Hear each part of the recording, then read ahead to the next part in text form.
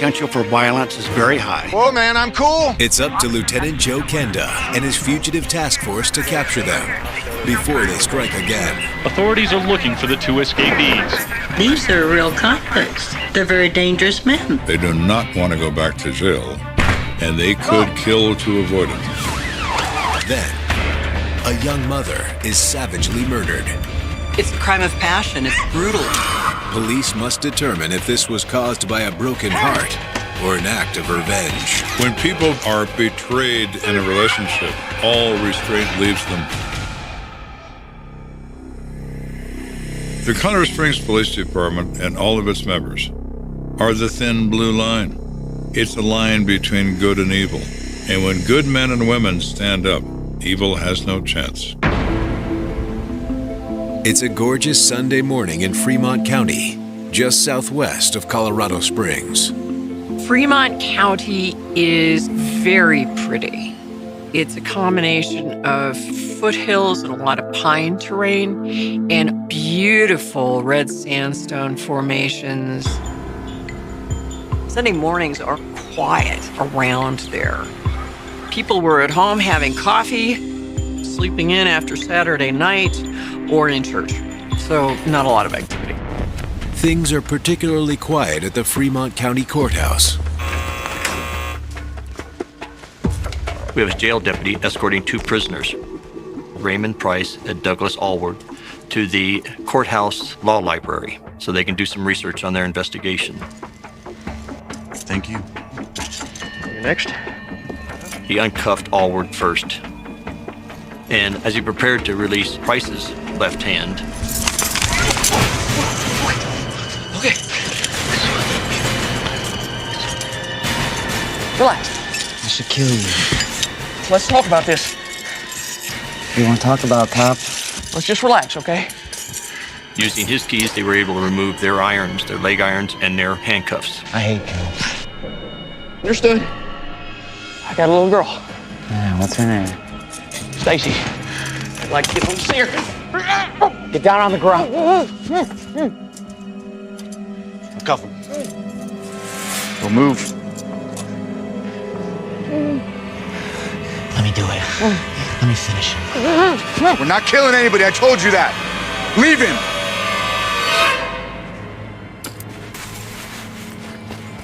They rummage his pockets, get $45 out of his wallet. Let's go. Let's go. And then they flee the scene.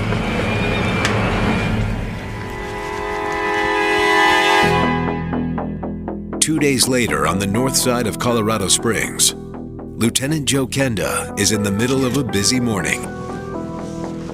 We always investigate suicides to determine that they are in fact self-inflicted death, and that's what I was doing on this particular morning. Anything else? He left a note, but he didn't say why he did it. All he said is he loved his wife and kids. You cannot find reason in the unreasonable, and I always told the surviving family that fact. I don't see any signs of foul play. Go ahead and write up as a suicide. Yes, sir. So I move on to something else. I have too many things to be responsible for to remain present at all these different crime scenes. Unbeknownst to Kenda, that list of crime scenes is about to start growing exponentially. All units, be on the lookout for two escaped fugitives from Fremont County, last seen in the 100 block of East Fountain Boulevard wearing civilian clothing. I was aware that two convicted felons had escaped from the Fremont County Jail by overpowering a guard, and they were armed with his weapon. No one really believed they'd show up in Colorado Springs. The fugitives are two white males, Raymond Price and Douglas Allward. They're presumed to be on foot and are armed and dangerous.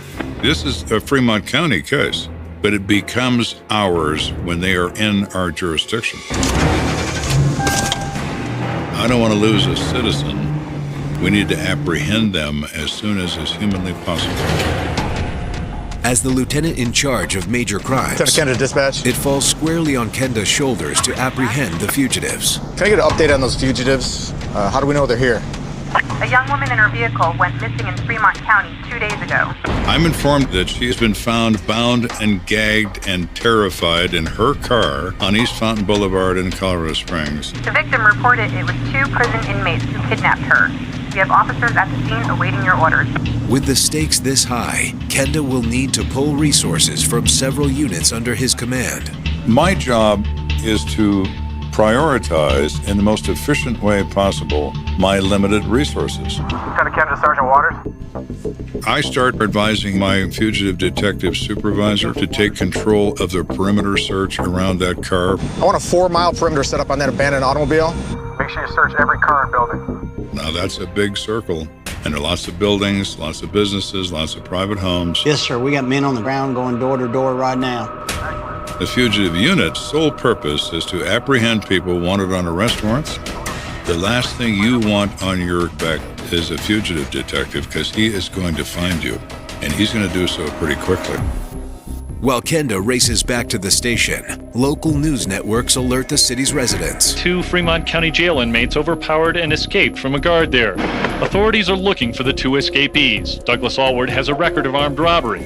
Raymond Price was awaiting sentencing for rape. These are real convicts. They're very dangerous men.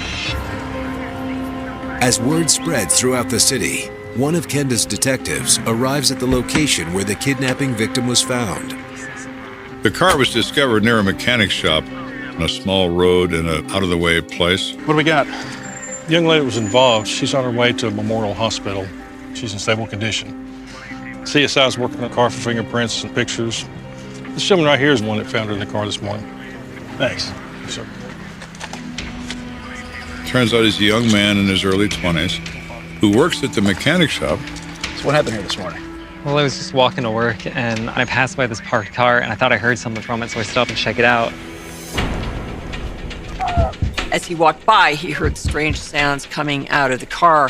It was odd because he didn't see anybody sitting in the car. When he looked, he found our victim tied up in the back seat of the car. Oh my God! Hey, are you okay? What happened? Are you hurt? They kidnapped me! They have a gun! Who has a gun? The inmates that escaped from jail. They just left. You have to call the police now. She tells her releaser that this just happened to her a few minutes ago. So it's very possible they are in the area. All right, just wait right here. I'm gonna get someone, okay? And so I just ran as fast as I could to call you guys. Did you see anyone fleeing the scene? I'm sorry, I didn't. Well, thank you for your time. Here's the intel on the fugitive you requested from Sergeant Waters. Great. What can you tell me? They were both recently transferred to a local jail. They had been convicted of various crimes and they were awaiting sentencing before they escaped. We know that Raymond Price has a history of kidnapping, rape, and assault. He's almost 40 years of age. This guy's been around the block. Not somebody we want on the street. Second one. His partner on the lam is 29-year-old Douglas Allward, who is about to be sentenced for burglary and theft. And this is interesting. Sources say his dad worked in law enforcement up in Fountain PD. Really? For some on the force, the case of Douglas Allward hits especially close to home. So I knew Doug through his father, and Doug was a good kid. Something changed in his life when he reached about 17 years old. He ran from home and started his life of crime. He's done some pretty disturbing stuff. You know, like what? We know that Allward had a violent past where he actually attacked some individuals, an elderly couple with scissors. It is incomprehensible what would lead a person to do that. They lived, but this guy didn't know them. He escaped from 2 different prisons, and the second time, that's when he committed the robbery. It is always a dangerous thing to have escapees who are armed in a city environment, as we are. They do not want to go back to jail, and they could kill to avoid it. So, why were they here in the Springs? And who do they know? Well, Price has an ex-wife living here. Oh, there you go. He needs help. He is going to try to contact her. So where does she live? What area of town? Because we are going to surveil her, and we're going to be waiting for them.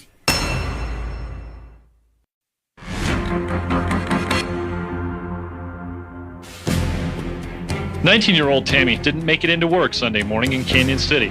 It was the same morning 2 Fremont County Jail inmates, Douglas Allward and Raymond Price, overpowered and escaped from a guard there. Tammy was found in her car by a man arriving for work at a downtown Colorado Springs machine shop. She said, please help me, I've been kidnapped. Fugitives very commonly avoid cities because there's so many police, there's so many eyes looking at them. But Price has an ex-wife in Colorado Springs, and he needs help. We want to contact her and get whatever information she can provide about Raymond to try to track him down. That same afternoon, Detective Ramirez with the Fugitive Unit makes contact with Raymond Price's ex-wife, Jennifer Wright. I saw on the news he broke out. I hope you catch him soon. So we need your help.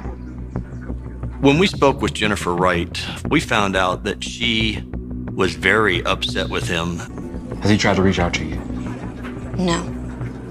After everything he put me through, you know, he picked up a hitchhiker and raped her. And then the following year, he kidnapped his realtor. He's a monster. You know he may still try to reach out to you.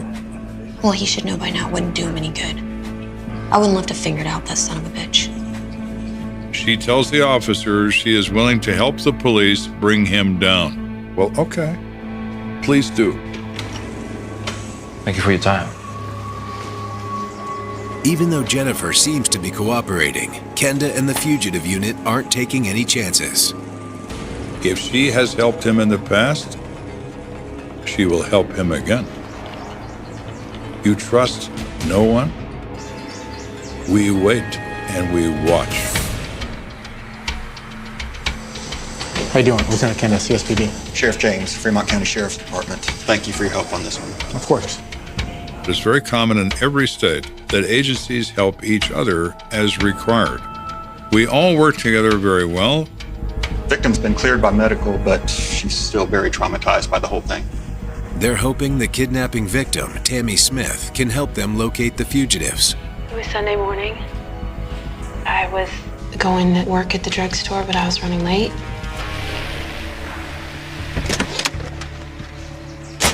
She starts toward work, gets halfway toward the building, and realizes she has forgotten part of her uniform.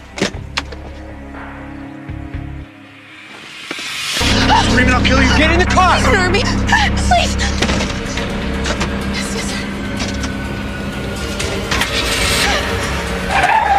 These guys need transportation out of the area.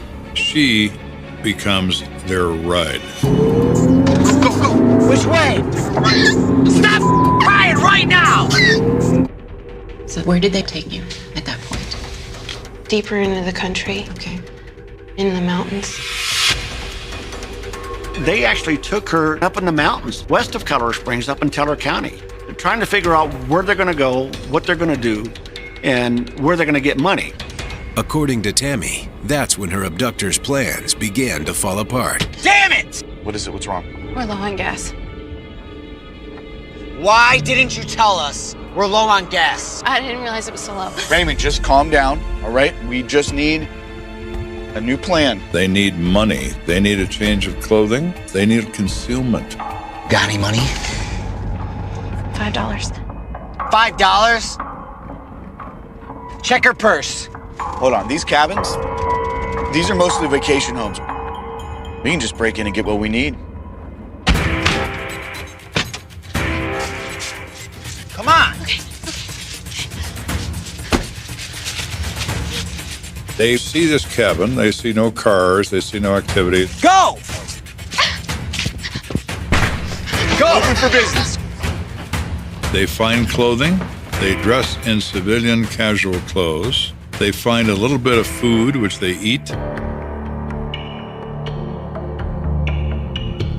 Did they find another car? No, they found some gas, but Doug said it wasn't enough. Tammy explains that by Tuesday morning, her kidnappers had started to turn on each other. I am the one that came up with the plan. What kind of plan is this? Their panic level is rising because they're not making progress and they're reaching a point of maximum distress. I don't want to hear this. We're in a bad spot. We need to get out of here. What the hell are we supposed to do? I searched the whole area. We don't have another car. And according to Tammy, that's when the situation went from bad to worse. The owners of the cabin actually showed up. So they ran out the back door of the cabin through the woods and went back to the car that they had hidden. So now it becomes a chaotic system of trying to somehow stay out of custody. And they decided then to drive into Colorado Springs. But Doug decided that I was slowing them down, so he just put the gun in my head and he said, "We don't need you anymore. We're gonna get rid of you." You have done nothing but hold us back. We're gonna have to get rid of you. No, please don't kill me, please. Please.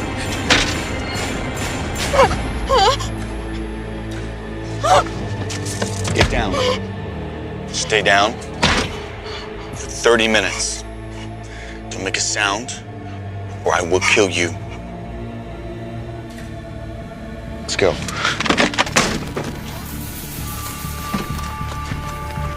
They leave her in the back seat of her own car, and they run away on foot. She was fortunate. It could have gone another way entirely. I know this is difficult, but I want to ask you one more question. Do you remember the location of the cabin where they took you? It might help us figure out where they're going next. I think I saw a sign for Phantom Canyon Road. Phantom Canyon? In Teller County? I think so. All right. Lieutenant County Dispatch. When we check with Teller County, they do have a cabin break-in, very consistent with what her explanation was. I assigned a call team and a supervisor to go to that cabin to see what could be learned. A Springs family reportedly came to their mountain getaway here in Teller County on Monday evening. When they arrived, they were surprised to find some people trying to get away from them. They saw a man and a woman running one direction from their A-frame cabin and another man running in the opposite direction. Hurry after you guys are done around the But house. after a lengthy search by multiple agencies, authorities find nothing that indicates where the fugitives are headed. No guns were kept in this cabin, so other local burglary reports are being checked out. Authorities just hope to find something that will help catch Allward and Price. But later that day, a new lead has police racing downtown.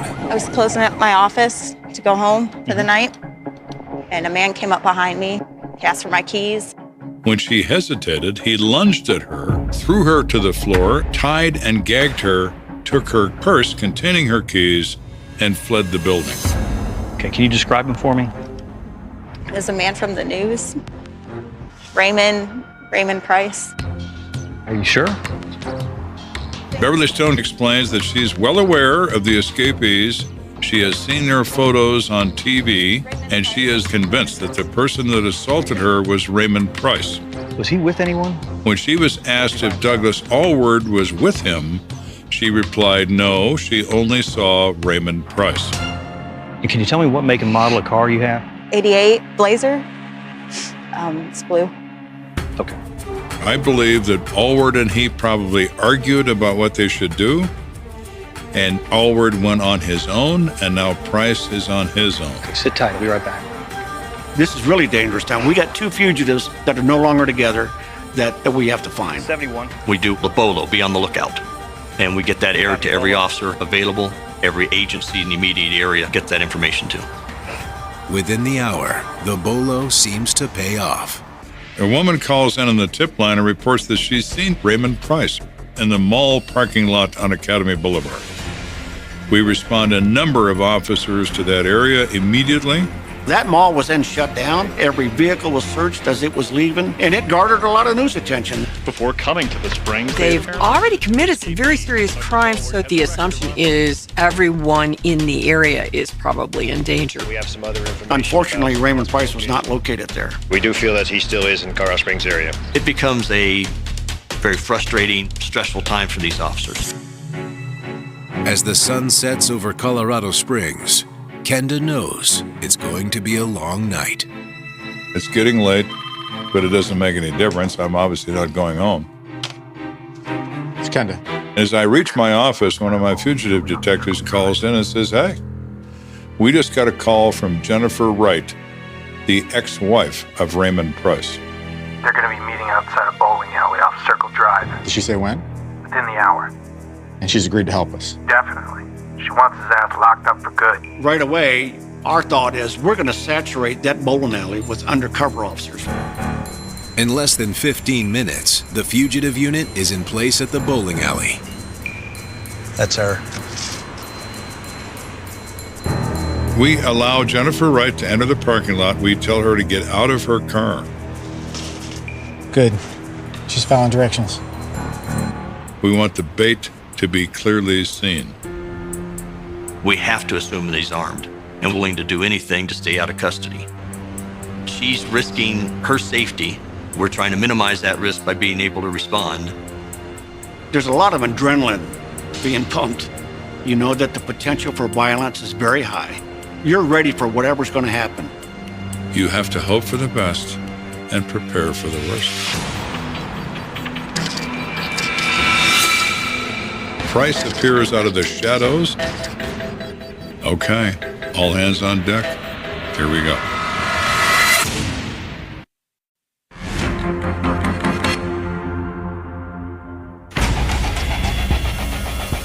We are prepared to make a physical arrest of Raymond Price.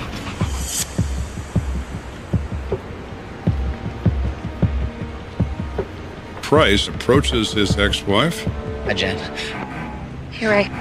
I'm really sorry. I didn't know who else to turn to. She's the only friend he's got, and he's in desperate need of a friend. Let's let him meet some new enemies. I didn't know what to do and... Go, go, go, go, go, go.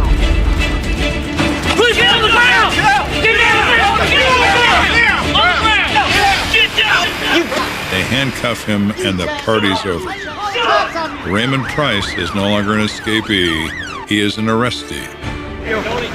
Sitting down, 60 hours of freedom is all fugitive Raymond Price had before police wrestled him to the ground Tuesday night. He and cellmate Douglas Allward broke out of the Fremont County Jail near Florence Sunday morning. He was transported to Canyon City this evening. I'm coming for you!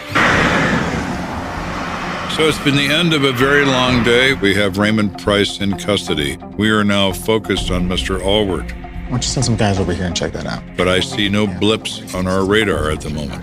Okay. He's gotten through the net, and he's out in the ocean. But shortly after 1 a.m. the following morning, Kenda and his team receive word of an armed robbery that may be the key to finding Douglas Allward. This man's name is Mark Lewis, a bar manager on the southeast side of the city. He's taking the trash out of his business, and as he comes out... Do anything stupid and I will blow your brains out. Oh, man, I'm cool. Good, get on your knees. All right. Which car is yours? It's the one over there. It's got gas in it? Full tank this morning. Thank you. We're gonna empty the till. Get up. Easy. Nice. Get the door. He took like $700 out of the register, and then he locked me in the walk-in freezer. I thought I was gonna freeze to death. It could very well have turned into a homicide. He could have froze to death in there, but he was able to get himself out. We have a sighting of fugitive Douglas Allward. The information is put forward to all surrounding jurisdictions, the Colorado State Patrol, anyone else that's willing to listen, and the search is on. A man with a handgun matching Allward's description held up an employee at this bar near security just after midnight. Anyone who believes they've seen Allward or have any other information about the fugitive is asked to call authorities. He still is armed since the weapons weren't recovered yesterday, so we are still considering Doug armed and dangerous.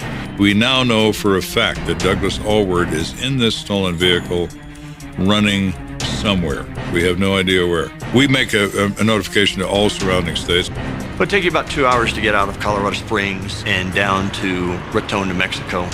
We just didn't have anything else to tell us where he might be going. So it falls to Fremont County to continue the pursuit. He is no longer in our jurisdiction. It's kind of a letdown. You wanted to get him while he was here, but he slipped through the cracks. So several days later, on a Monday morning, one of my fugitive detectives called and said, "I have news." There was a car chase, including gunfire exchange between Allward and the small-town police department in the state of Oregon. You really went out swinging. Apparently no one was hit, but Allward will be extradited from Oregon to the state of Colorado to face charges there. It is a miracle that nobody died in any of these instances that occurred when these guys were on the run. Looking over the case file, it's clear to Kenda that the two fugitives had a plan with a beginning, but no end. I'll kill you. Get in the car! They had a modus operandi. They would find people, steal their cars, take their money. Do anything stupid and I will blow your brains out. But they'd only plan an escape. There's no thought to what happens next. These guys wanted to be anywhere but prison. Luckily, nobody died.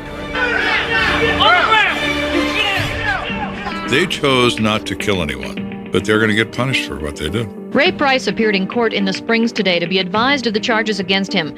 They include escape, kidnapping, robbery, auto theft, assault, and burglary. Raymond Price receives 160 years for the crimes he committed while on the run. Douglas Allward is given a life sentence, but this high-profile jailbreak wouldn't be his last. At this time, Douglas Allward has escaped prison 7 times. That's got to be almost a record. Today, Douglas Allward is housed in a maximum security facility not far from Colorado Springs. When 2 wolves go over the wall, it's important to hunt them down and not stop until you get them. Coming up, Police, get off her! A young mother is brutally murdered, and the culprit may be someone close. When people are betrayed in a relationship, all restraint leaves them.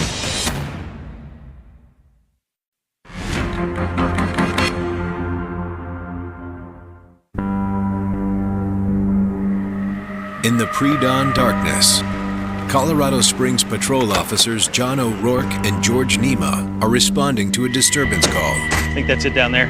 The original call was a standard disturbance. There was no details to it. That's the apartment right there. Okay.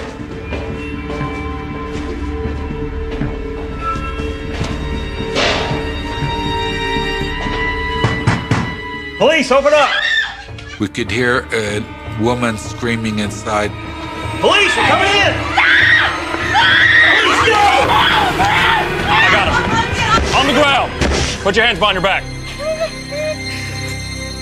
Hey, I got the knife over here. It was very obvious she had a wound to her neck. I need some towels. Stop this bleeding. Roger. So I went to what looked like a linen closet and grabbed the towel for him. I could see another female's body on the ground. 71. We're going to need an ambulance here ASAP. Tell them to step it up. We have a second victim back there. Okay, take care of it. I got this. Okay, be still. Sit still. You're going to be okay. Dispatch, I need a second ambulance at my location. I've got a second adult female victim and a small child. This crime scene was one of the most disturbing crime scenes I have been to. Ma'am, can you hear me? Ma'am, can you hear me?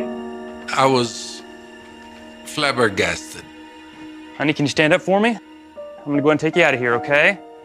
When I picked up that young girl, she grabbed onto me and latched onto me. I felt like she knew me all my life. Here we go. As day breaks, Lieutenant Joe Kenda pulls up to the scene. So what we got? It's bad. It's real bad. You better get the story from O'Rourke. I have to take Desiree to Child Protective Services. All right. Hey, Lieutenant. So what's going on? When we got here, we found a lady in the back bedroom, multiple stab wounds. She didn't make it. The victim is identified as 25-year-old single mother, Stacy Brewer.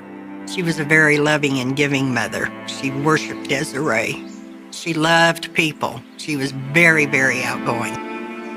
I was shocked to hear that this had happened to her. She was a very nice gal. She loved to dance, and that's how I met her. I actually introduced her to my partner, and they ended up dating for a short period of time.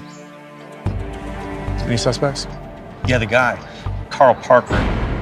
Carl is a 23-year-old cook at a local restaurant.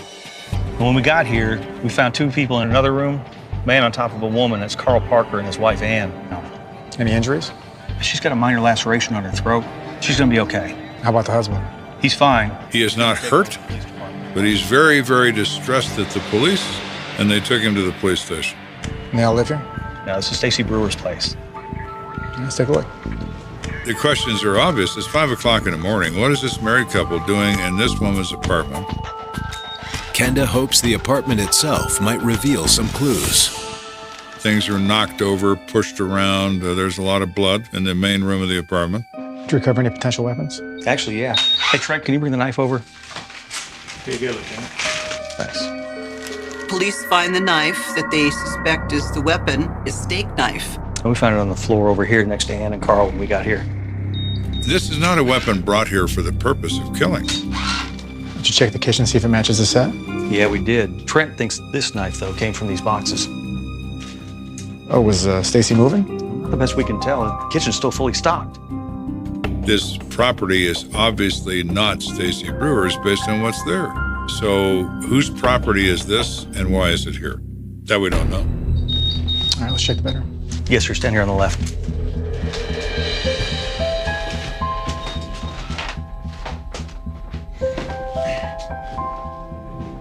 There's blood on the bed, there's blood on the hamper, there's blood on the walls, there's blood everywhere. It's a lot of cast off. Looks like the victim was stabbed repeatedly.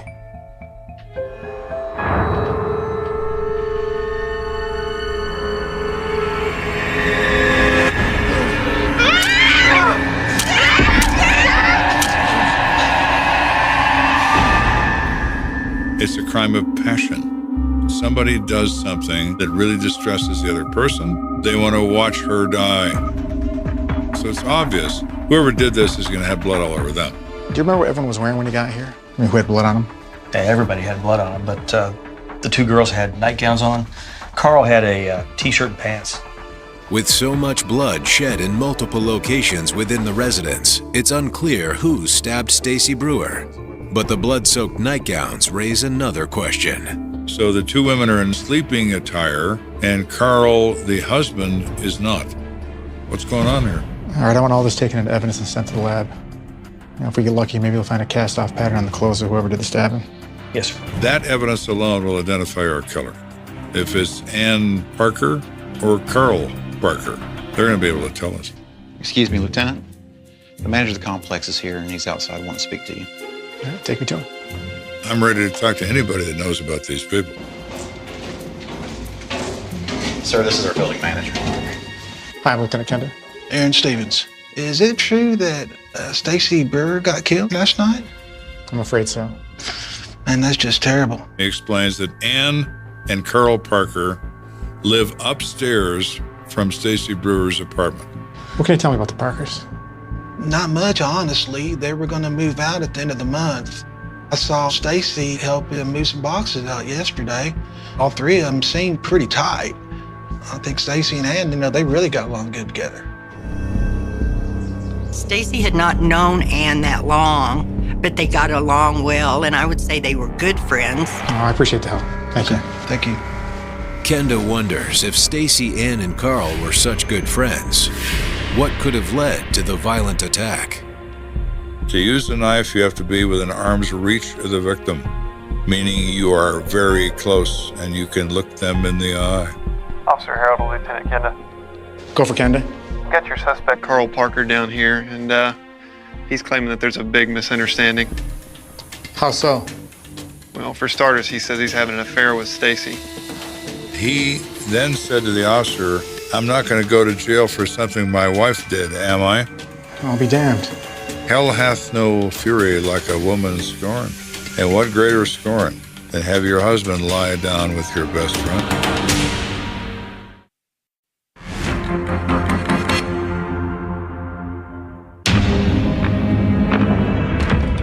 We're investigating the murder of Stacy Brewer, and we believe, because of the circumstances, Carl Parker is responsible. But now he's claiming the otherwise. What exactly did Carl have to say? Well, apparently he's blaming his wife. What was I supposed to do? I tried to take the knife away from her. He says his wife caught him kissing Stacy Brewer in front of her apartment, flew into a rage. What are you doing, you bitch? Nothing. What are you doing? Attacked Stacy Brewer. Hey! You have to stop and think. Maybe Carl isn't the suspect after all. We have to at least consider that as a possibility. That would explain the clothes. What do you mean? Well, the two girls were in night clothes and... Carl was fully dressed. Kenda wonders, was Carl fully clothed because he was sneaking downstairs to see Stacy? and somehow woke his wife up in the process? I'm gonna see you later. When people become betrayed in a relationship, all restraint leaves them. They are consumed by rage. All right, I'll send a detective down there. There to get Carl's full statement on record. Yeah, I would waste your time. He's already lawyered up. 10-4, Kenda out. He has won a mega statement. It doesn't imply he's guilty. It only implies he's protecting himself. With Carl Parker unwilling to answer any more questions, Kenda turns to his new prime suspect. The only person left that has any knowledge of what happened inside this apartment is Ann Parker. It's time to go see her. But as I'm getting ready to go... Hey, boss. We recovered these from Stacy's apartment. You might want to take a look at them. He found a restraining order in that apartment issued by a county judge naming the plaintiff as Ann Parker and the defendant as Carl Parker. It says here Ann feared for her life and filed for divorce. Yeah, and apparently Carl was ordered to stay 100 yards away from her. I presume the 100 yards would include sitting on her chest. So Carl conveniently forgets to mention that when he's blabbering about how his wife is a villain. Abusers are just naturally manipulators because many times they can get the person they're abusing to stay with them and to not leave for a long time. You're going to be good at lying. Parker's credibility sailed out the window on that restraining order. Hi, I'm Lieutenant Kenda with CSPD. Do you mind if I ask you a few questions? Okay. Can you tell me about your relationship with your husband? She proceeds to spill her feelings and describes Carl Parker as a monster who has verbally and physically abused her. All she wants is away from him. He was furious about the divorce. He wouldn't leave me alone, but I didn't have money to leave him. So Stacy, she was kind enough to let me stay with her. Stacy was very kind and good-hearted, and she offered to let Ann move in with her. That was her trying to help someone. So those were your moving boxes in the apartment? Yeah, Stacy was my lifeline. I knew Carl was crazy and abusive, but I never ever thought he would actually try to kill me. Can you tell me what happened tonight? Ann Parker says that she is spending the night with her friend Stacy and Stacy's daughter. Carl came knocking on the door, said he had a meeting with his lawyer and needed some papers I had. I could tell he'd been drinking. She says, I was going to shove them under the door, but the envelope was too thick. I opened the door and he grabbed me by the throat. Ann says she blacks out and thinks that she might even be dead. The next thing I remember was that officer leaning over me. I have a difficult question I need to ask you. Was your husband having a sexual relationship with Stacy? What? No. She said Stacy hates him. She won't let him in her apartment because of the way he treats me. They're like oil and water. They hate each other. And I realized that she has no idea. And I have to tell her what happened to Stacy Brewer. What? No. No. Ann Parker is devastated. It's not your fault. It's Carl's fault. I looked at her and I said, you haven't done anything. Carl Parker did, but not you. Even without a formal statement from Carl, Kenda believes he can piece together exactly what happened.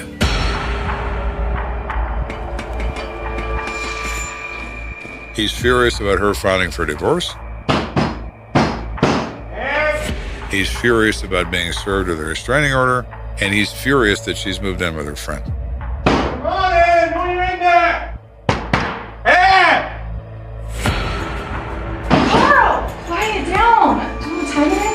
His purpose is to attack her. He's going to get even. He cooks up a story as to why he needs her to open that door. I need the papers, okay? I'll get out of your hair. Just give me the papers. Hey, that's not gonna work. You can't put it under the door. Hey, I missed you. Come on, open the door. She opens the door. He pulls her by the hair and he shoves her back inside the apartment. Stop! Get off! Shut up!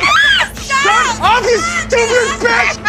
He most likely sees Stacy Brewer, who is now up and on the phone calling 911. He goes in a box, picks up a knife. Hang up the Please, phone, you no, lazy Carl! bitch!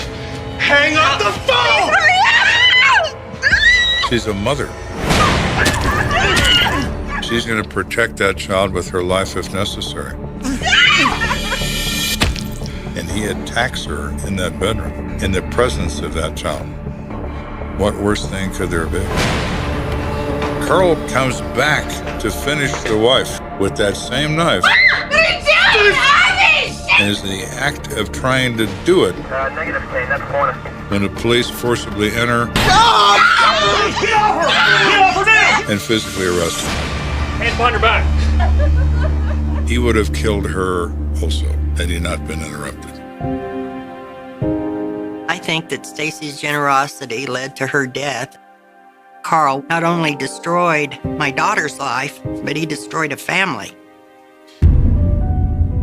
Carl Parker is charged with the second-degree murder of Stacy Brewer and the attempted first-degree murder of his wife, Ann. At the trial, he is found guilty on both counts and is sentenced to 90 years in prison. In no way, shape, or form did Stacy deserve this. And neither did her daughter, Desiree. To see it. Desiree has been affected by this her whole life.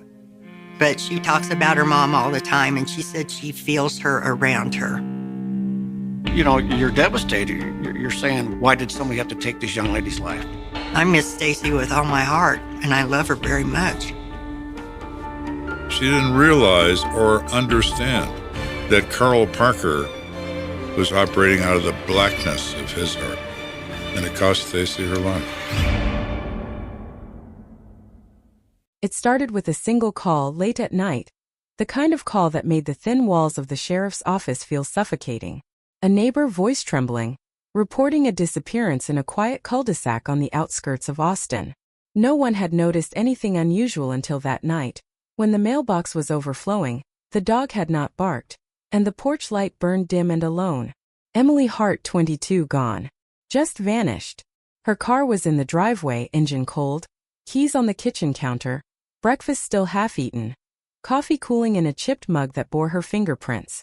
The neighborhood whispered of a chill in the air that had nothing to do with the early spring wind, and police arrived to find the front door ajar, the faint smell of perfume lingering, like a ghost had brushed past.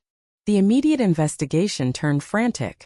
Canvassing neighbors, collecting statements, photographing the scene in meticulous detail, but every lead evaporated as quickly as it appeared. A young woman, ordinary in her routines, now the center of a labyrinth no one knew how to navigate. No sign of forced entry. No ransom notes. No witnesses. Her friends spoke of an errand she had run that morning, a meeting with someone she referred to as just a friend, a voice never heard again. The initial theories ranged from voluntary disappearance to abduction, each more terrifying than the last, each dismissed in turn by the cold reality of emptiness. The sheriff's department cataloged every fact, every hint, yet the case slipped from active files into a drawer labeled unsolved, a quiet grave in the archive of Texas cold cases. Days turned into weeks, weeks into months. The community held its collective breath, watching for the faintest clue. A sighting, a strange call, a photograph, a piece of clothing. Nothing. School friends left flowers at the mailbox. Co-workers lit candles. Parents, sleepless, replayed their last words to her, wondering which moment they had missed. The media caught on briefly, a fleeting headline on page 12 of the local paper. Young woman missing. Austin police investigate. The story faded like a shadow at noon. Emily's absence became the silent pulse behind locked doors, a question hanging in every conversation, every glance toward the driveway where her car remained, unchanged, collecting dust and rumors. Detectives rotated on the case, each bringing fresh eyes, new techniques, and theories that felt hollow in the absence of evidence. Fingerprints revealed nothing new. Every call log, every financial transaction, every routine meticulously tracked led only to dead ends. Neighbors remembered odd sounds, fleeting shadows, but the more they spoke, the less coherent the picture became. There were hints scattered and fragmentary. A footprint in the mud, a cigarette butt tucked behind a bush, a piece of fabric snagged on a fence post. All catalogued, photographed, but none linking to a suspect, none confirming what had happened. The case, in all its frustrating normalcy, became legendary in precinct halls. The young woman who disappeared, leaving the world in suspended disbelief. As the years passed, technology crept forward. DNA analysis, once crude and inaccessible, now offered possibilities. Investigators reopened the files, dusting off the boxes, scanning old photographs, calling old witnesses. Neighbors remembered differently when pressed again.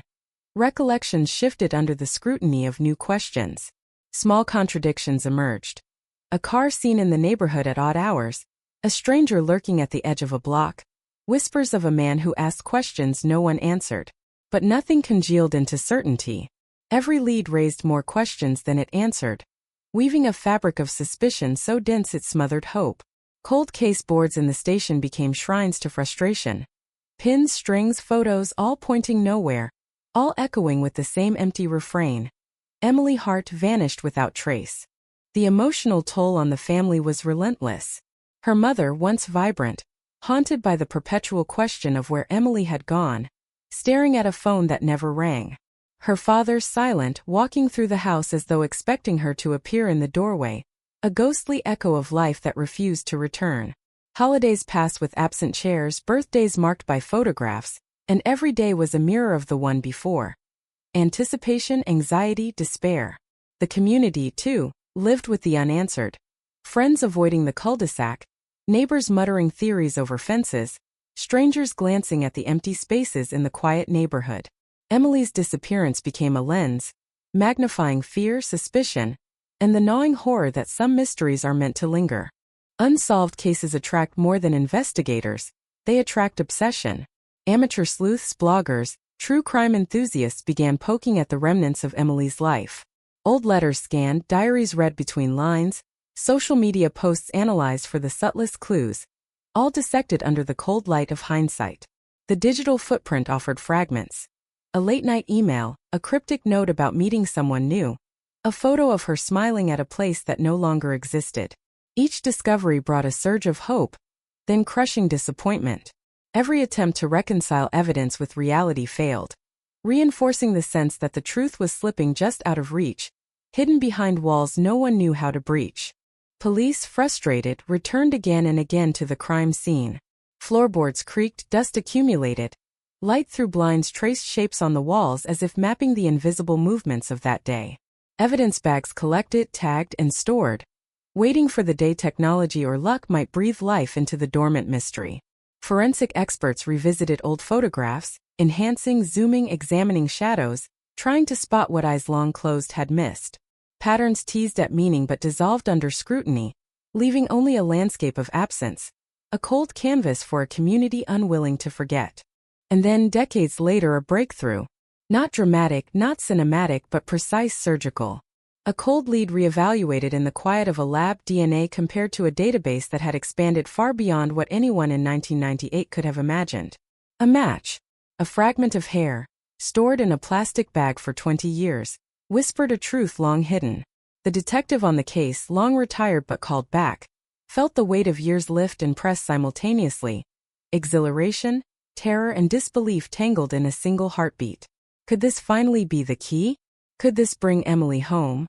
Or at least the justice she had been denied? The revelation rippled through the sheriff's department, through the community, through the family who had waited and suffered and endured.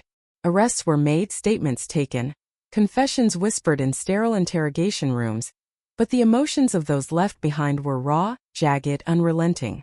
The news broke slowly at first, then like wildfire. Texas 1998 cold case cracked. Decades-old mystery finally exposed. Headlines screamed the facts that had eluded answers for generations. Yet beneath the public triumph, the quiet ache persisted.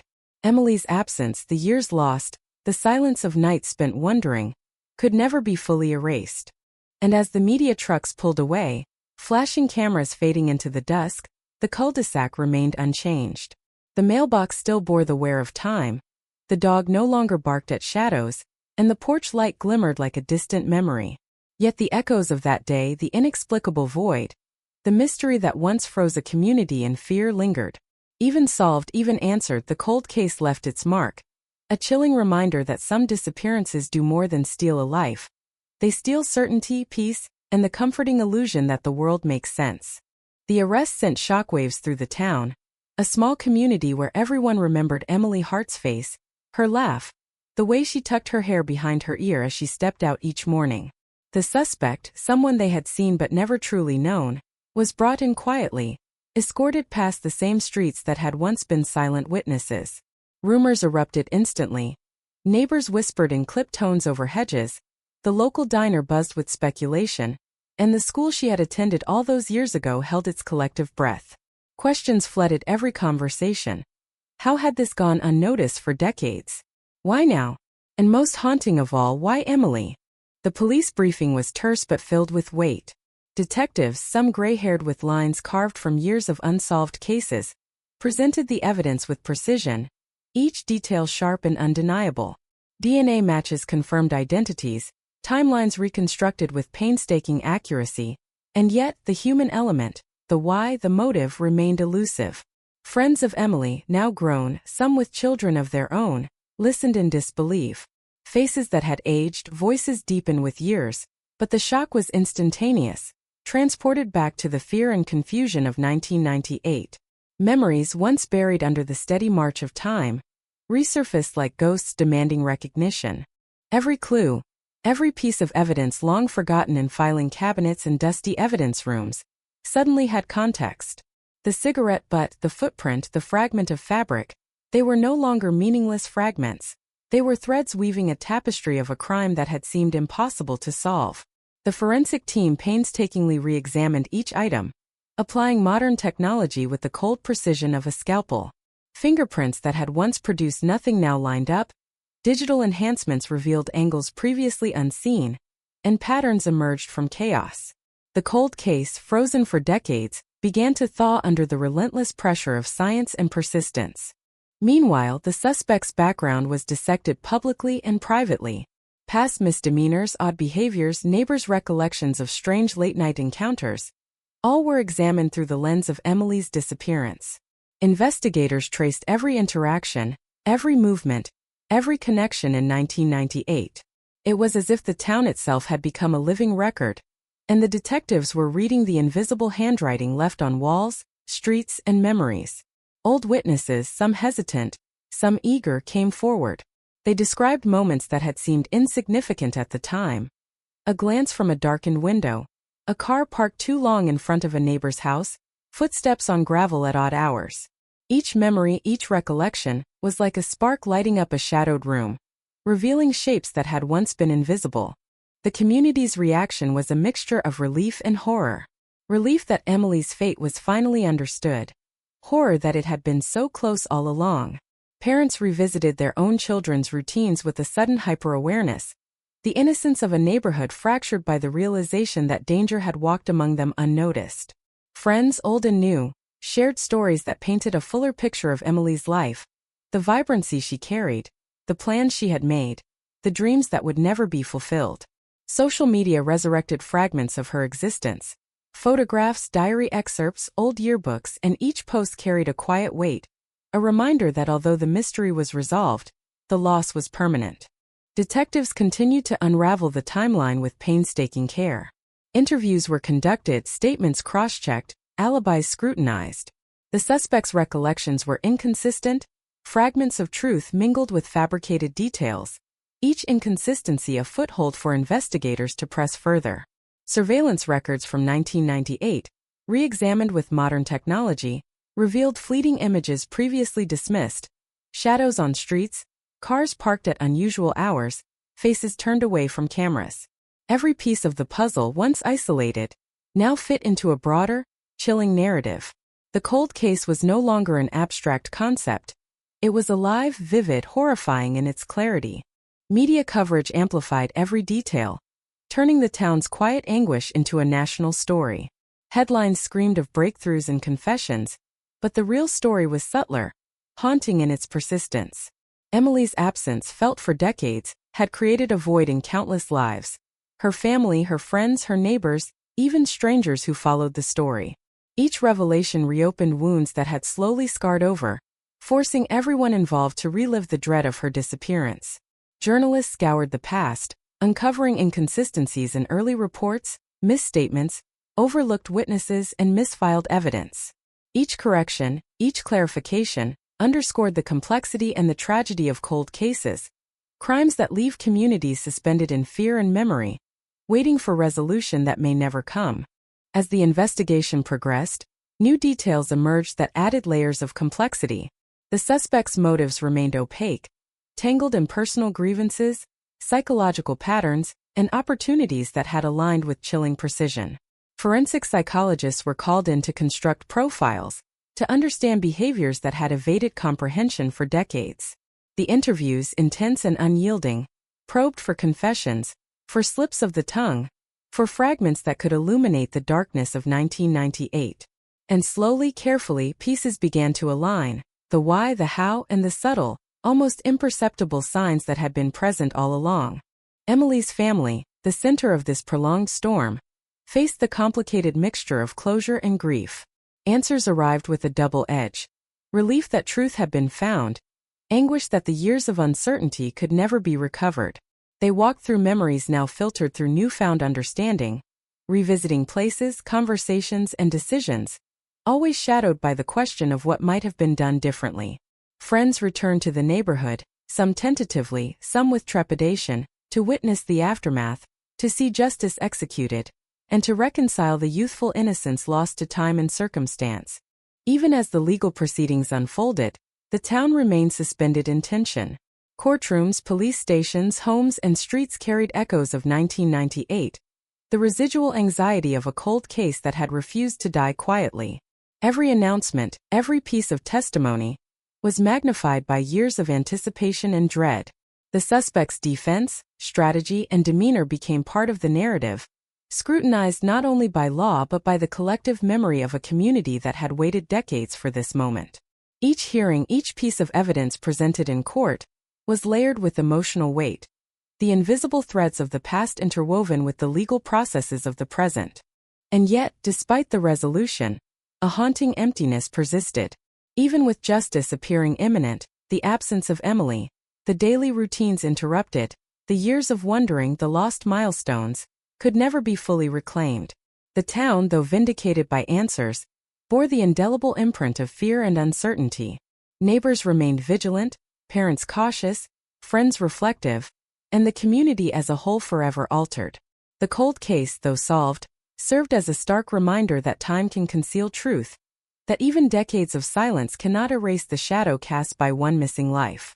The courtroom was silent except for the shuffling of papers and the occasional cough, a silence so heavy it seemed to press against the walls and into the hearts of everyone present.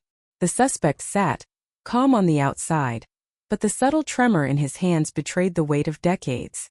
Decades spent hiding, decades evading detection, and now facing the culmination of a lifelong secret.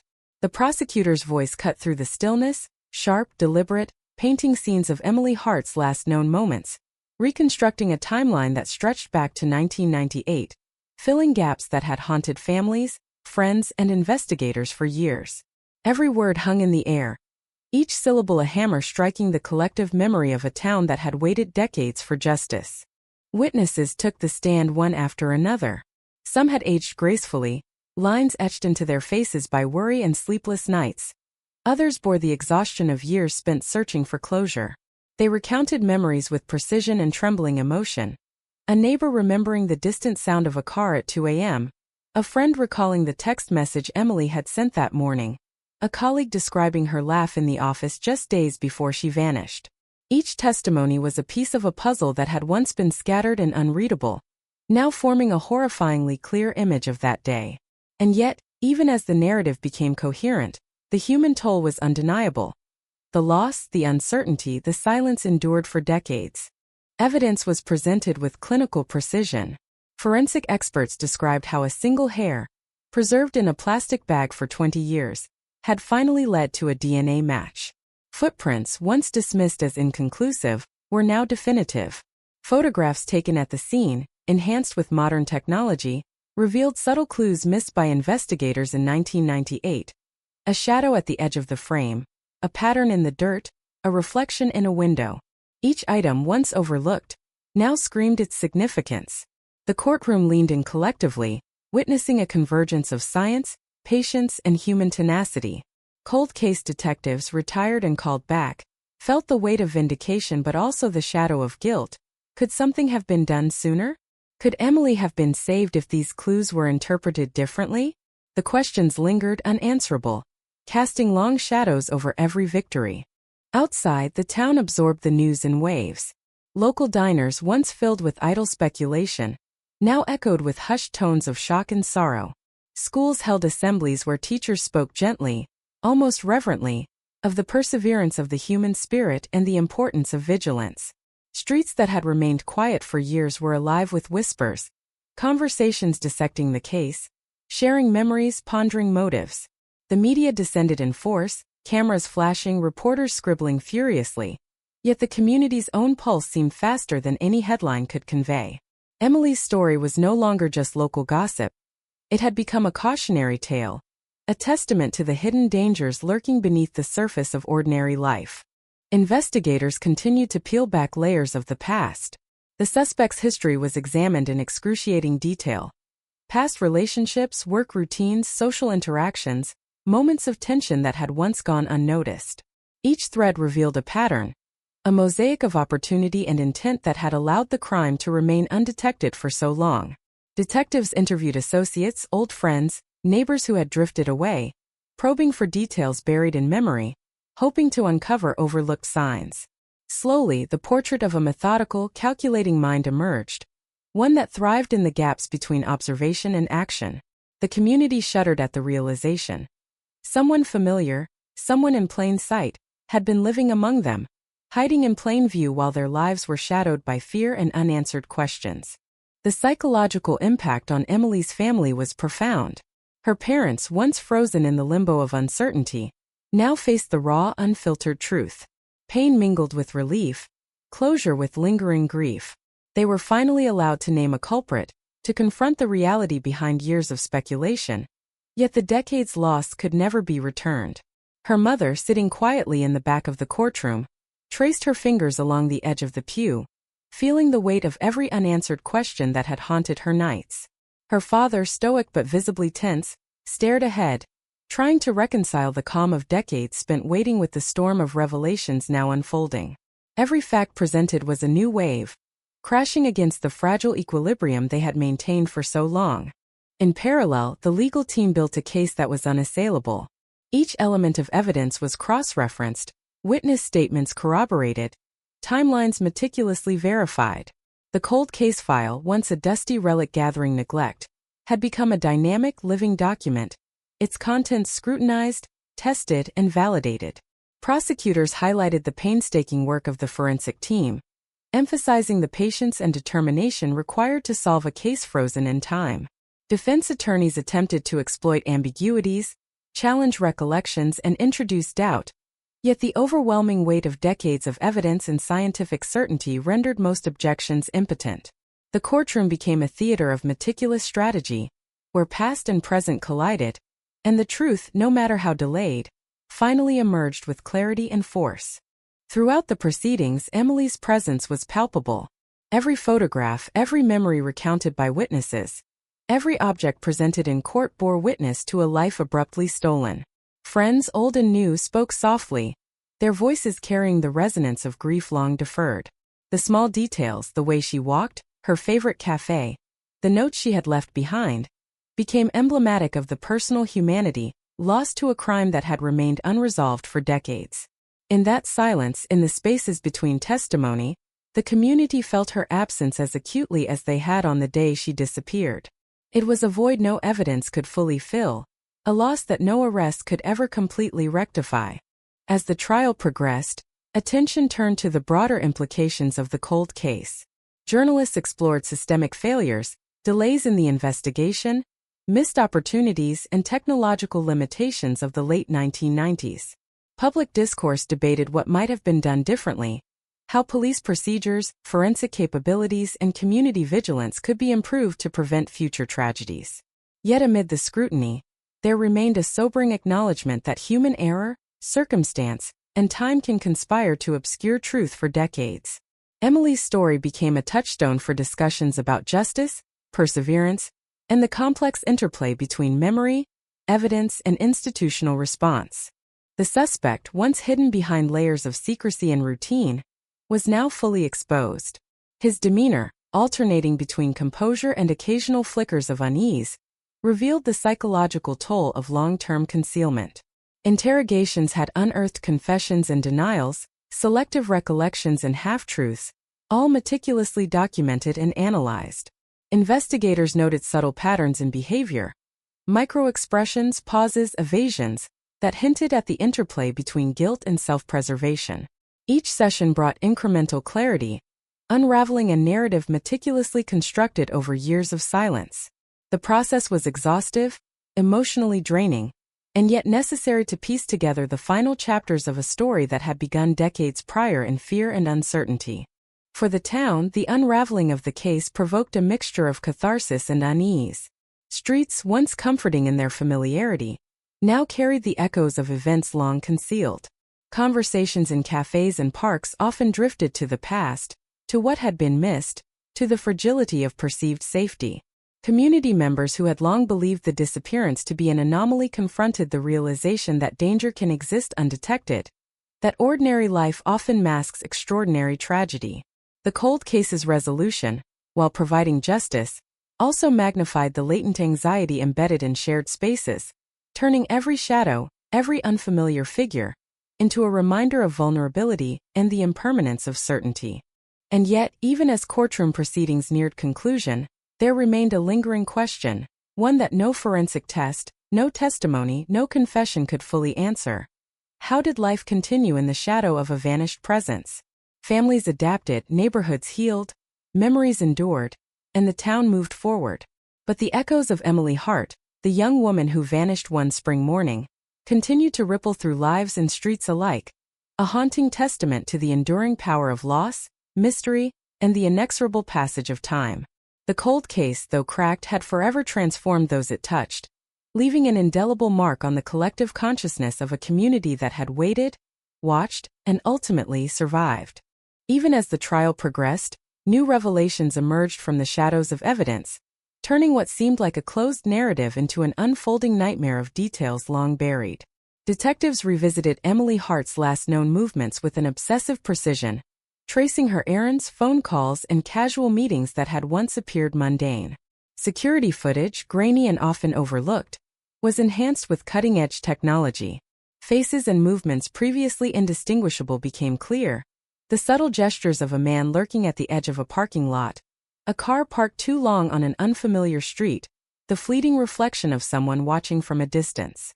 Each frame was scrutinized, replayed, frozen, and magnified, revealing patterns of predation hidden in plain sight.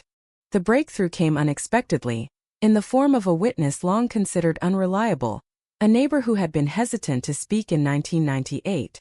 Now, after decades of reflection and prodding from investigators, fragments of memory surfaced with shocking clarity.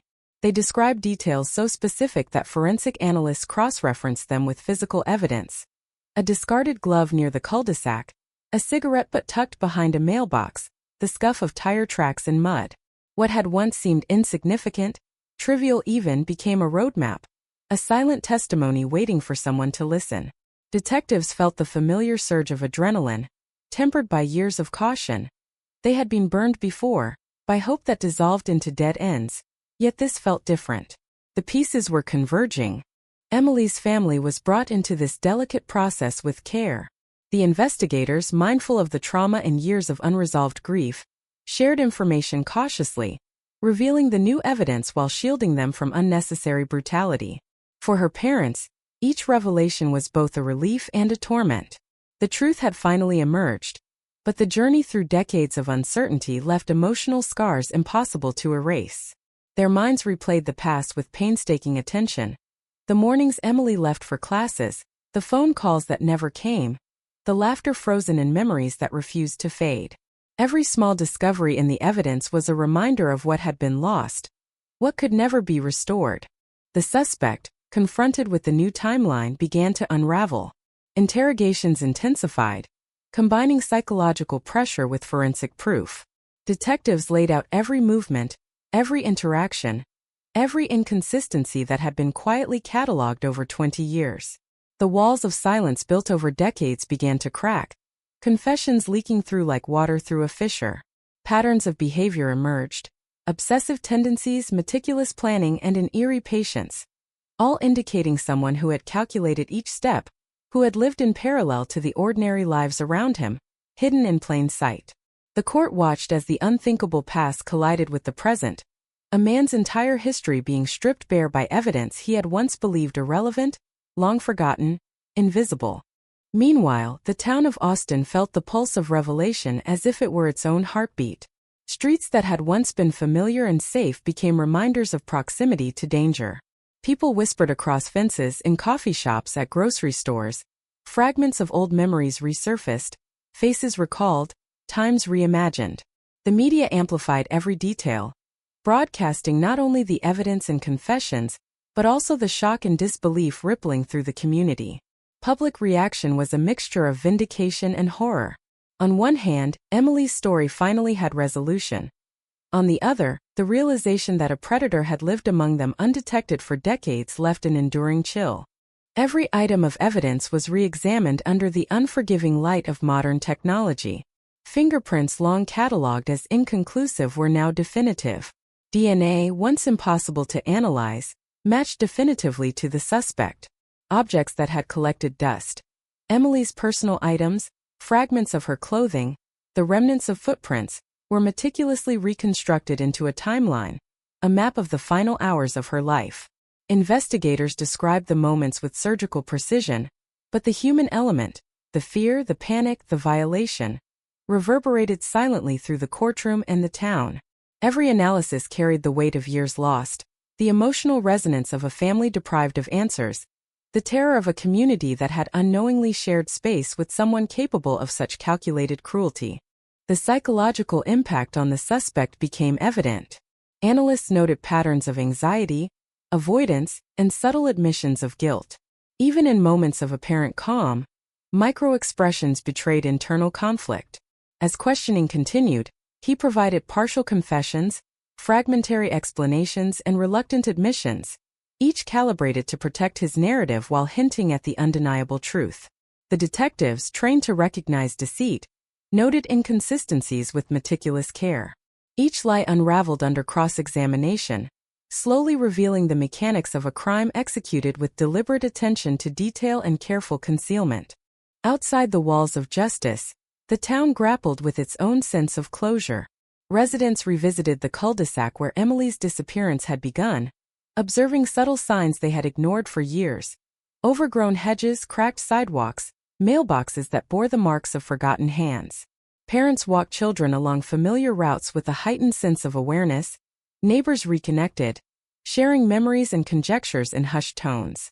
Social media reignited, with former classmates, friends, and distant acquaintances sharing old photographs, recollections, and unanswered questions, creating a mosaic of Emily's life as it had existed before darkness descended. The narrative of disappearance became a narrative of memory, a collective recounting of loss and recovery. In the courtroom, prosecutors meticulously presented the convergence of past and present. They demonstrated the evolution of technology, from the rudimentary forensics of 1998 to the advanced DNA analysis of the present, highlighting the crucial role of persistence in solving cold cases. Each piece of evidence was connected, each witness testimony cross-referenced, and every forensic detail placed in context.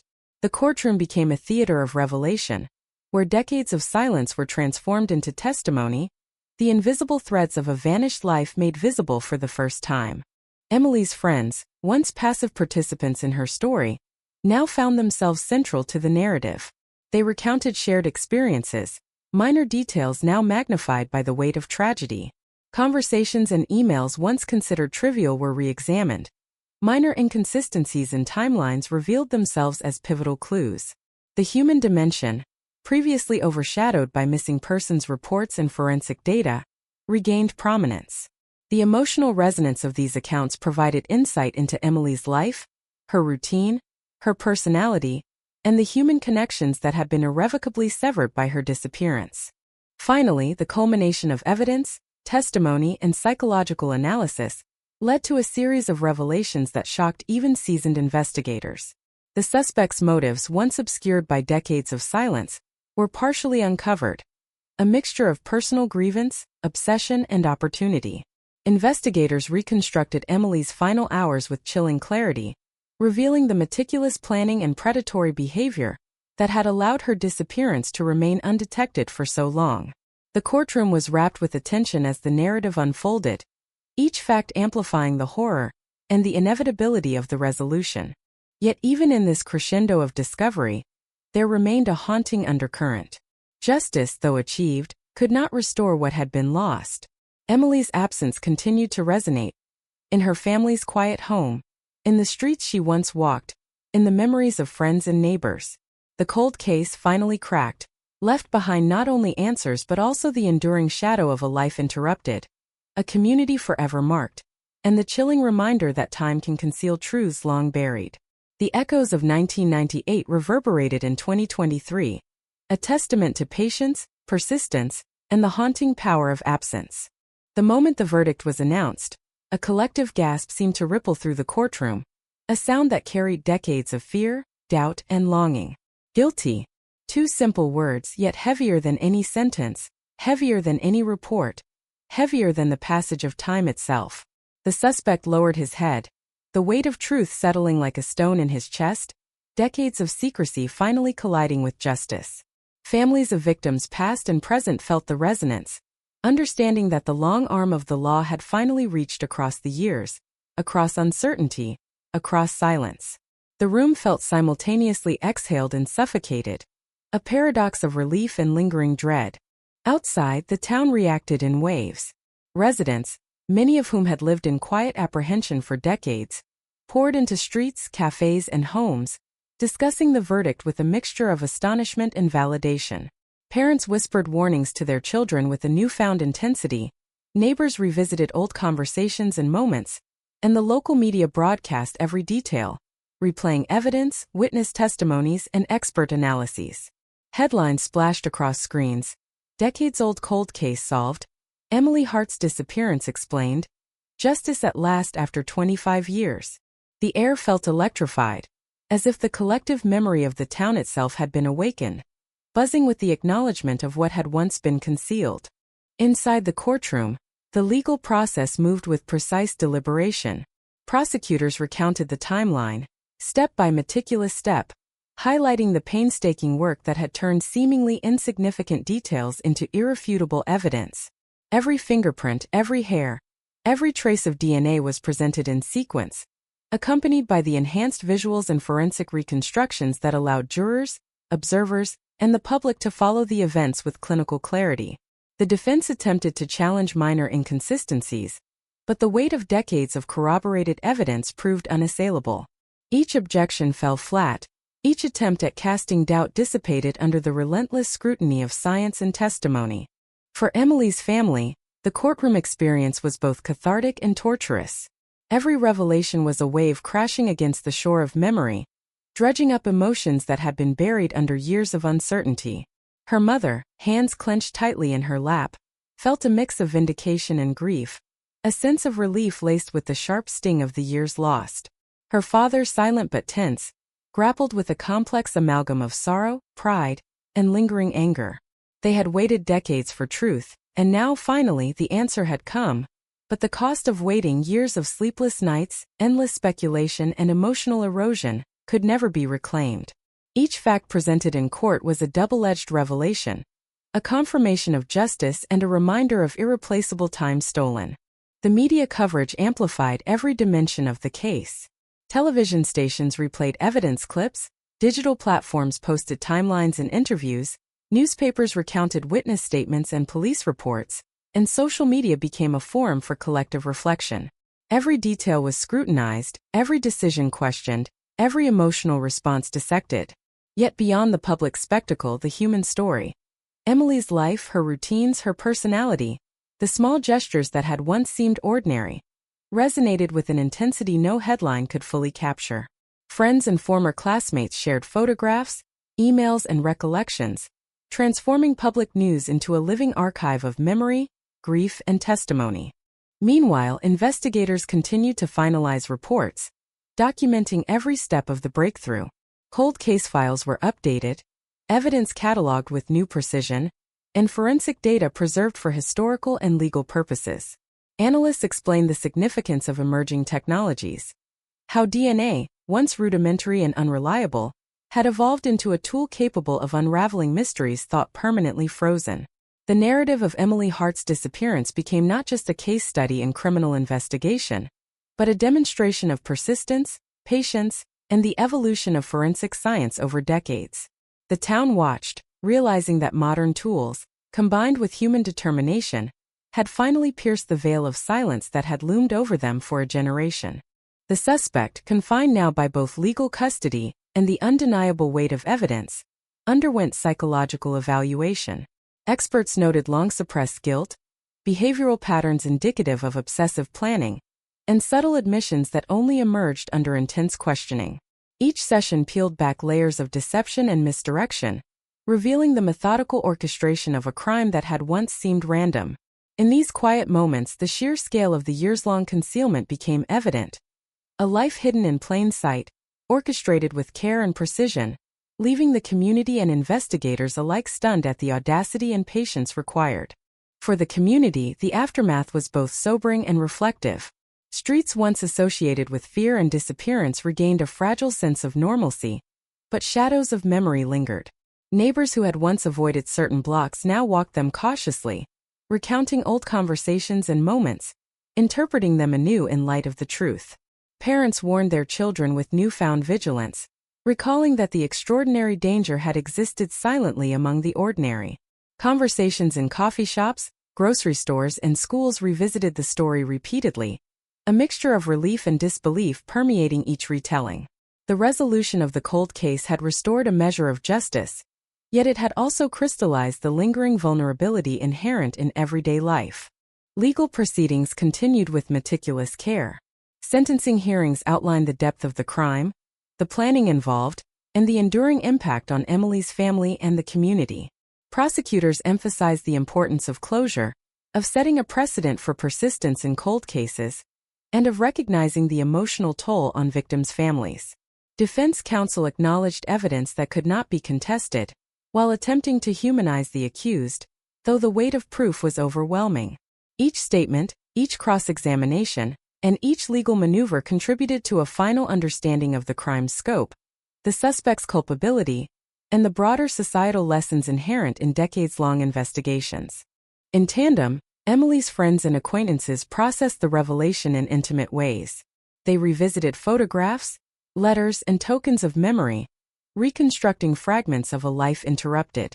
Conversations long suppressed resurfaced, exploring the what-ifs and near-misses of a life that had been irrevocably altered. Each narrative thread reinforced the human dimension of the cold case, the friendships, routines, and experiences that had defined Emily's existence, and which had been overshadowed by her mysterious disappearance. The resolution of the case allowed these individuals to reconcile memory with truth, to finally contextualize their own experiences within the framework of justice. Even with the conclusion of the trial, the shadow of the cold case lingered. Townspeople who had lived through the decades of uncertainty reflected on the fragility of safety, the persistence of fear, and the importance of vigilance. The investigation and its resolution served as both cautionary tale and testament to human perseverance. Children who had grown into adulthood while Emily's absence remained an unanswered question now understood, through stories and public recounting, the gravity of what had occurred, the meticulous work of investigators, and the profound impact of community awareness and intervention. Finally, the emotional closure, though partial, began to settle across the town. Emily's family took tentative steps toward healing, balancing grief with a sense of vindication. Friends reconstructed the timeline of her life, celebrating memories and milestones that had been overshadowed by loss. The community, scarred but resilient, absorbed lessons in empathy, caution, and the imperative of communal care. The cold case, once a haunting void in the collective consciousness, had been resolved, a triumph of persistence, science, and human determination. Yet it left an enduring reminder. The passage of time does not erase loss, nor does resolution erase the pain, but it does illuminate the path toward understanding, remembrance, and justice. Even after the verdict, the investigation did not truly end. The crime scene, the evidence, and the timelines demanded further scrutiny. Detectives returned to the cul-de-sac where Emily Hart had last been seen, their eyes scanning every detail with a mixture of reverence and lingering unease. Sidewalk cracks, overgrown hedges, tire marks long faded. Each element of the environment was revisited, cataloged, and cross-referenced with memories, photographs, and digital reconstructions. The sense of déjà vu was almost suffocating. Decades of observation coalesced into a single purpose, understanding not just what had happened, but how the crime had gone undetected for so long. Investigators uncovered subtle anomalies in the original evidence that had been dismissed in 1998. A piece of fabric, thought insignificant, when analyzed with new forensic methods, revealed trace chemicals consistent with a rare substance only found in certain industrial products the suspect had access to. The discovery was shocking in its simplicity yet profound in its implications. It connected disparate fragments of evidence, creating a web that exposed the meticulous planning behind Emily's disappearance. Each revelation intensified the tension in the precinct. Decades of cold silence now gave way to clarity, but also to an inescapable horror at the deliberate calculation behind the crime. Emily's digital footprint, once nearly invisible, became a vital thread in reconstructing her final hours. Emails, chat logs, and early social media interactions painted a picture of her routine and social circle, offering investigators insight into encounters previously unnoticed. A cryptic message overlooked in 1998 now took on ominous significance. A brief, seemingly innocuous exchange with someone listed in her contacts, now revealed to be a key figure in the timeline. Technology had transformed the past into a living archive, turning what had been static, inert evidence into a dynamic map of connections, movements, and unseen threats. The realization was chilling. The threats had always existed, but only patience, innovation, and determination could illuminate them. As the town absorbed the unfolding narrative, the community's collective memory reshaped itself around the new revelations. Neighbors recalled small details with newfound clarity. A car parked too long in front of a house, a shadow glimpsed at dusk, a conversation remembered differently under the lens of emerging evidence. Public forums, cafes, and living rooms buzzed with discussion, as if every resident had become an unofficial detective, reconstructing the past in real time. The emotional resonance of these shared memories created an atmosphere both cathartic and disquieting. Vindication tempered by lingering fear, relief intertwined with disbelief. Forensic teams continued to uncover startling details. Trace evidence collected from Emily's belongings revealed microscopic fibers matching the suspect's clothing, a connection overlooked in 1998, but now irrefutable.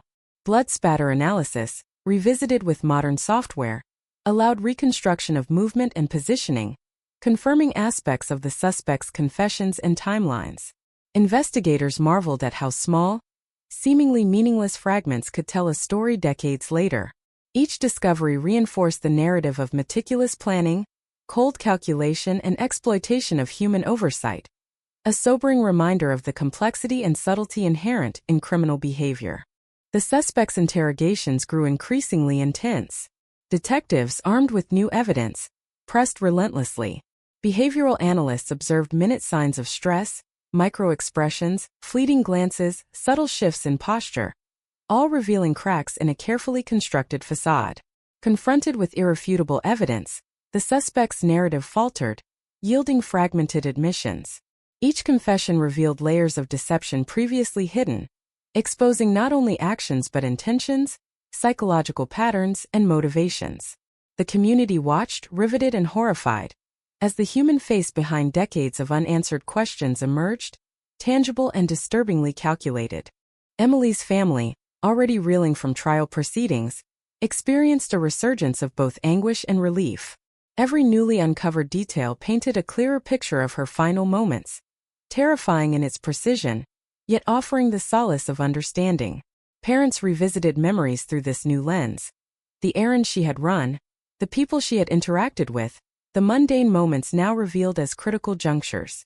The process was emotionally exhausting, a mixture of grief and validation that left them navigating a fragile equilibrium between closure and trauma. The town, too, felt the ripple of these revelations. Streets and homes once familiar were now imbued with the gravity of events long concealed, their past innocence forever altered. Legal proceedings incorporated these breakthroughs, with prosecutors demonstrating how modern forensic analysis had transformed a cold case into an airtight narrative. Fingerprints, fibers, DNA, and digital evidence converged into a timeline that left no room for doubt. Cross-examinations of the suspect were intensified by new findings, forcing partial confessions to align with tangible proof. The courtroom became a theater of revelation, with jurors witnessing the evolution of investigation, the power of technology, and the relentless pursuit of truth. Public attention remained riveted. Even outside the courthouse, news broadcasts dissected the case, drawing viewers into the story of a life interrupted, a mystery resolved, and justice long delayed but ultimately achieved. Community responses were varied and intense. Some residents found solace in closure, grateful for the resolution after decades of uncertainty. Others struggled to reconcile the familiarity of daily life with the realization that danger had existed silently among them. Schools held discussions on vigilance and safety, parents shared experiences with one another, and social media became a platform for collective processing. Stories of Emily's life resurfaced, humanizing her beyond the headlines. Her laughter, her ambitions, her friendships, and the ordinary gestures that made her presence tangible. These shared memories allowed the town to reclaim part of what had been lost, honoring Emily's life while grappling with the enduring impact of her disappearance. Detectives continued to cross-reference timelines, examining travel routes, communication logs, and subtle anomalies that could have been overlooked. Each discovery, no matter how minute, added depth to the reconstruction of events. Maps were annotated, digital recreations produced, and sequences rehearsed in simulation to verify the plausibility of confessions and evidence.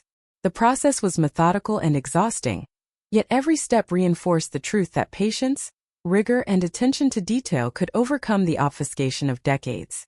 The cold case had become a testament not only to criminal investigation, but to human persistence and the inexorable pursuit of justice. Even as legal proceedings approached their conclusion, investigators and families confronted the emotional weight of the case. Emily's friends visited locations she had loved, walked streets she had walked, and reconstructed daily routines with the precision of an archivist. Each act of remembrance was simultaneously celebratory and mournful, acknowledging the vibrancy of a life interrupted and the enormity of what had been endured. Community members participated in memorials and vigils, transforming grief into reflection, loss into collective memory, and trauma into a cautionary narrative of vigilance and resilience. Finally, as the suspect faced sentencing and the courtroom echoed with legal formalities, the town collectively exhaled. Decades of uncertainty, decades of fear, decades of unanswered questions had yielded clarity, truth, and accountability. Yet the emotional residue remained. Streets bore the memory of absence, homes carried echoes of loss, and families lived with the understanding that while justice had been served, the passage of time had irrevocably altered lives. The cold case, though resolved, left a lasting impression. A story of patience, technological innovation, human tenacity, and the chilling realization that evil can exist unnoticed, even in the most familiar of surroundings. Even after the final sentence was pronounced, the town did not simply return to normal. Silence settled over streets that had once echoed with whispered fears and anxious speculation, yet that quiet was uneasy, layered with memory and the weight of what had been uncovered. Neighbors spoke in hushed tones, recalling Emily Hart's presence, her laughter, her routines, the gestures that had once seemed ordinary, now starkly contrasted against the horror of her disappearance and the revelation of the calculated mind behind it. Every familiar place, the corner store, the park bench, the cul-de-sac where she had vanished, was infused with history, grief, and the stark reminder of vulnerability. Families revisited the routines they had taken for granted. Parents walked children along paths once deemed safe with heightened awareness, teaching lessons in vigilance that carried undertones of fear. Conversations that had once been casual now carried caution. A stranger at the edge of a yard, a car parked too long in a quiet street, a phone call unanswered. The community's collective consciousness had shifted, indelibly marked by the knowledge that danger can hide in plain sight. Old friends of Emily, now adults with families of their own, recounted memories with intensity, dissecting interactions that had once been trivial, reconstructing patterns and coincidences that now carried ominous significance. Local institutions absorbed the impact in real time. Schools introduced discussions on safety and awareness, police departments held community meetings to explain investigative breakthroughs, and local government officials organized public forums. Each action underscored the intersection of human vulnerability and institutional responsibility, reinforcing lessons learned the hard way. The story of Emily Hart became more than a narrative of disappearance and resolution. It became a blueprint for resilience, community vigilance, and the delicate balance between trust and caution. Every corner of the town seemed imbued with her memory, every public space resonating with lessons hard-won through fear, grief, and persistence. The media continued to dissect the story, amplifying the emotional resonance of the case. Television reports replayed courtroom testimony, forensic breakthroughs, and interviews with family members. Social media platforms hosted forums where strangers shared stories of empathy, fear, and reflection, connecting the local tragedy to universal themes of loss, vigilance, and the human need for closure. Bloggers and journalists explored not just the crime, but the profound psychological and societal implications. How a single disappearance could ripple through decades, shaping lives, memories, and communal trust. The cold case, though solved, became a cultural touchstone, an enduring example of the power of persistence and the fragility of perceived safety. Emily's family, still grappling with decades of uncertainty, now faced a different kind of challenge: living with the truth. Each new revelation in the investigation, every detail of the suspect's methods and confessions, added clarity but also emotional complexity. Her mother described sleepless nights filled with both relief and anguish, revisiting memories of her daughter through a lens sharpened by forensic precision and courtroom testimony. Her father, stoic yet visibly burdened, struggled to reconcile the emotional satisfaction of justice with the enduring void left by lost years. For them, closure was not a moment. It was a prolonged, evolving process, a mixture of catharsis, reflection, and lingering sorrow. Communal memorials and private acts of remembrance emerged organically. Friends of Emily organized vigils, placing candles along her favorite walking paths, reading aloud fragments of letters, photographs, and journal entries. Neighbors, even those who had been only tangentially connected, joined in silence, collectively acknowledging the life interrupted and the void left behind. Schools revisited old educational programs, integrating lessons of awareness and empathy drawn from the story, while local law enforcement created exhibits to educate the public on investigative techniques, cold case methodologies, and the importance of community reporting. The narrative extended beyond a single crime. It became a lens through which the town understood safety, vigilance, and the human consequences of inaction. Psychologists and behavioral analysts offered public discussions, exploring the mind of the suspect, the patterns of predatory behavior, and the subtle signs that could have been recognized decades earlier. Residents listened, rapt and reflective, realizing that what had once been invisible was not necessarily undetectable. The dialogue bridged the gap between academic analysis and lived experience, giving people tools to understand, respond, and perhaps prevent similar tragedies. The story of Emily Hart, in this context, became both cautionary and educational, a real-life testament to the value of awareness, observation, and institutional diligence. Forensic advancements were also highlighted in public forums. The cold case demonstrated the evolution of investigative technology, from rudimentary fingerprint analysis to advanced DNA mapping and digital reconstruction. Experts explained how a single overlooked fiber, a forgotten hair, or a discarded glove could be transformed into incontrovertible evidence with patience and modern techniques. The implications were profound. Cases once abandoned as unsolvable could now be reopened, justice could reach across decades, and the notion of closure became achievable even after prolonged silence. Communities absorbed these lessons with a mixture of awe and sober acknowledgement, recognizing both the power of technology and the persistent vulnerabilities in ordinary life. Friends and classmates of Emily, many now parents themselves, felt the emotional weight of history repeating, the fragility of ordinary moments, and the stark consequences of inattention. They reflected on their own children's routines, the casual interactions of daily life, and the delicate threads that weave safety into community existence. Emily's story became a touchstone, shaping perspectives on vigilance, trust, and responsibility.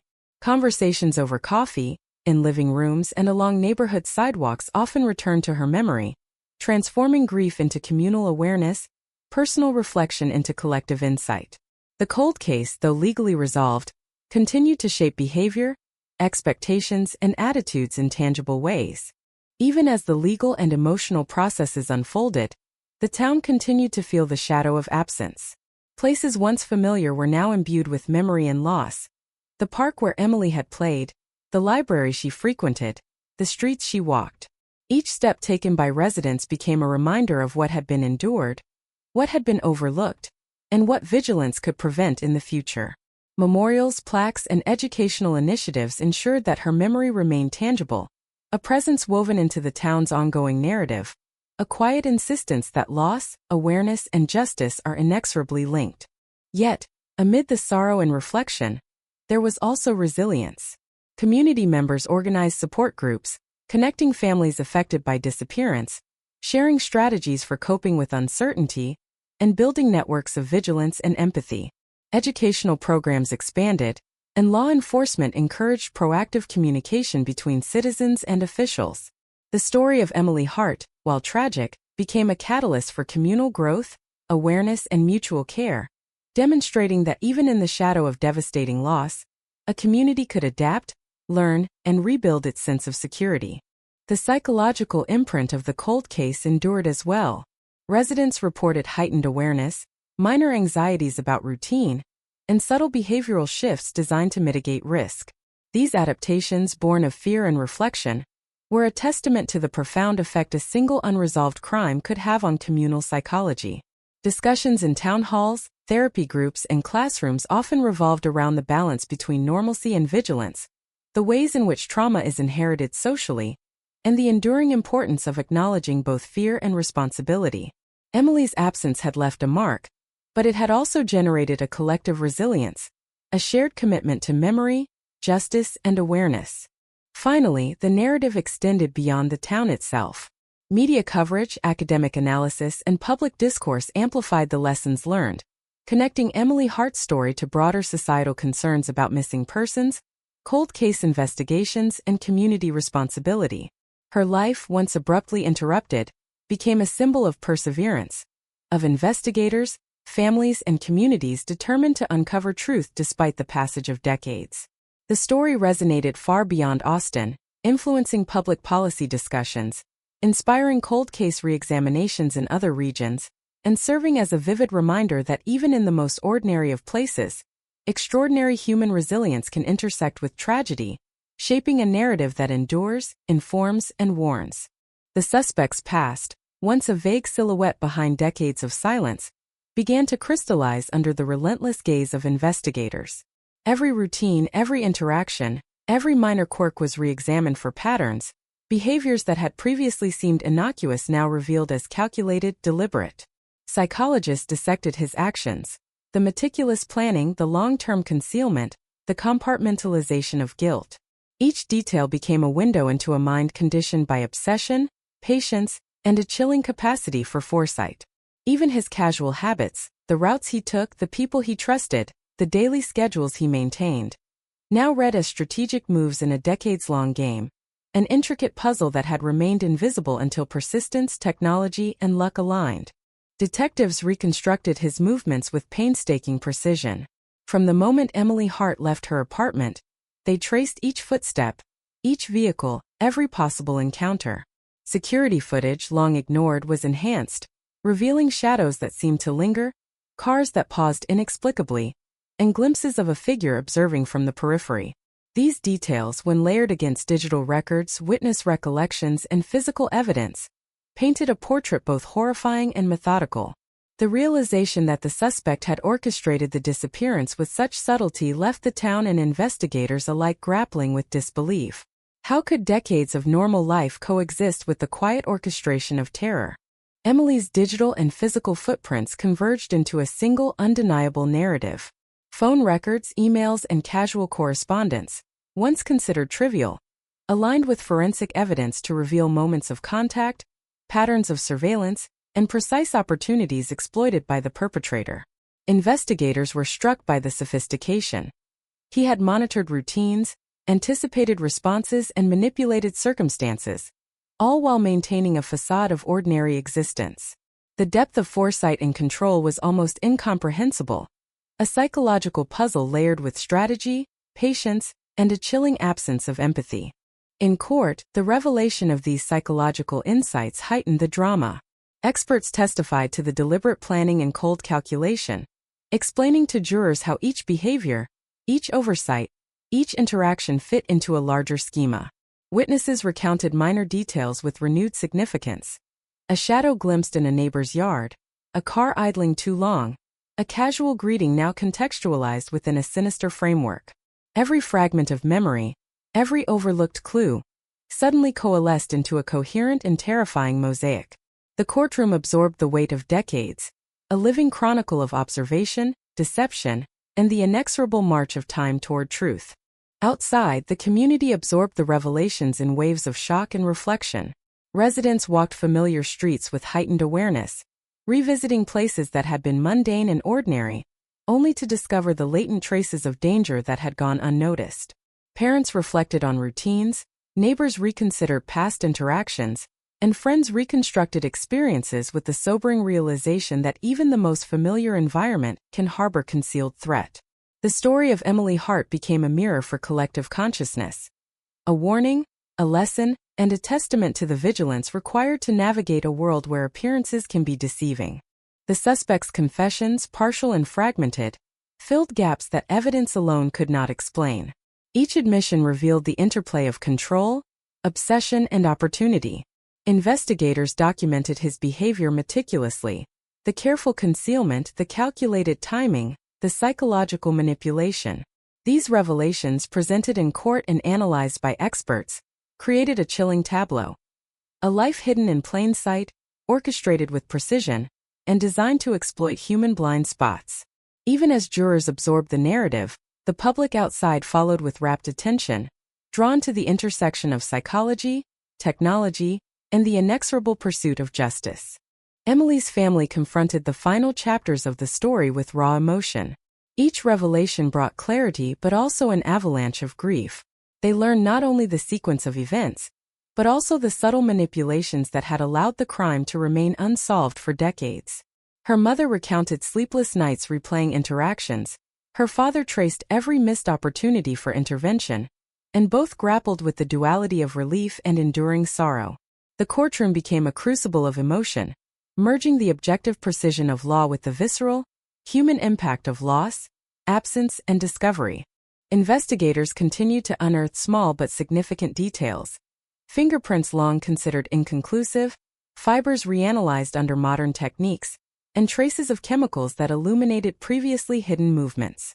Each finding reinforced the meticulous orchestration of the crime, confirming the suspect's confessions and exposing moments that had remained invisible for decades.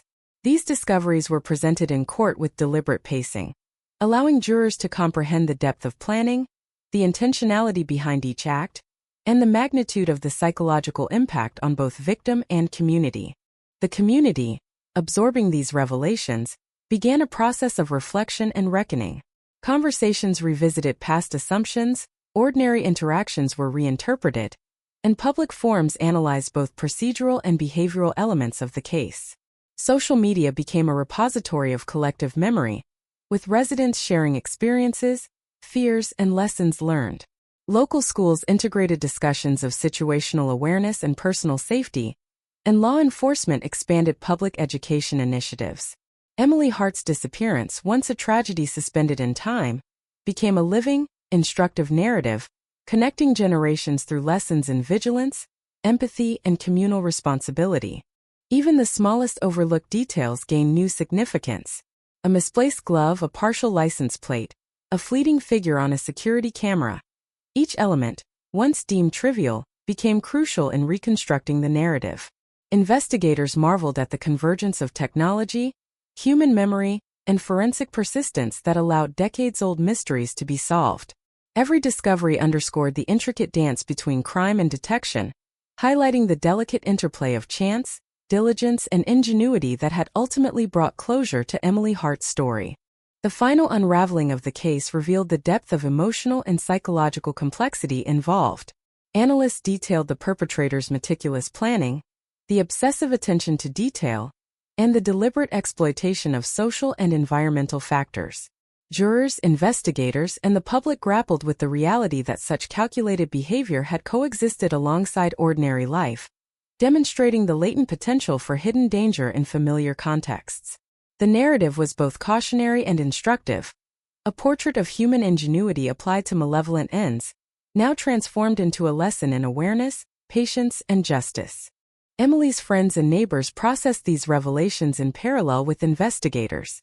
They revisited their own memories, identifying small, previously overlooked moments that gained significance when viewed in the context of the reconstructed timeline.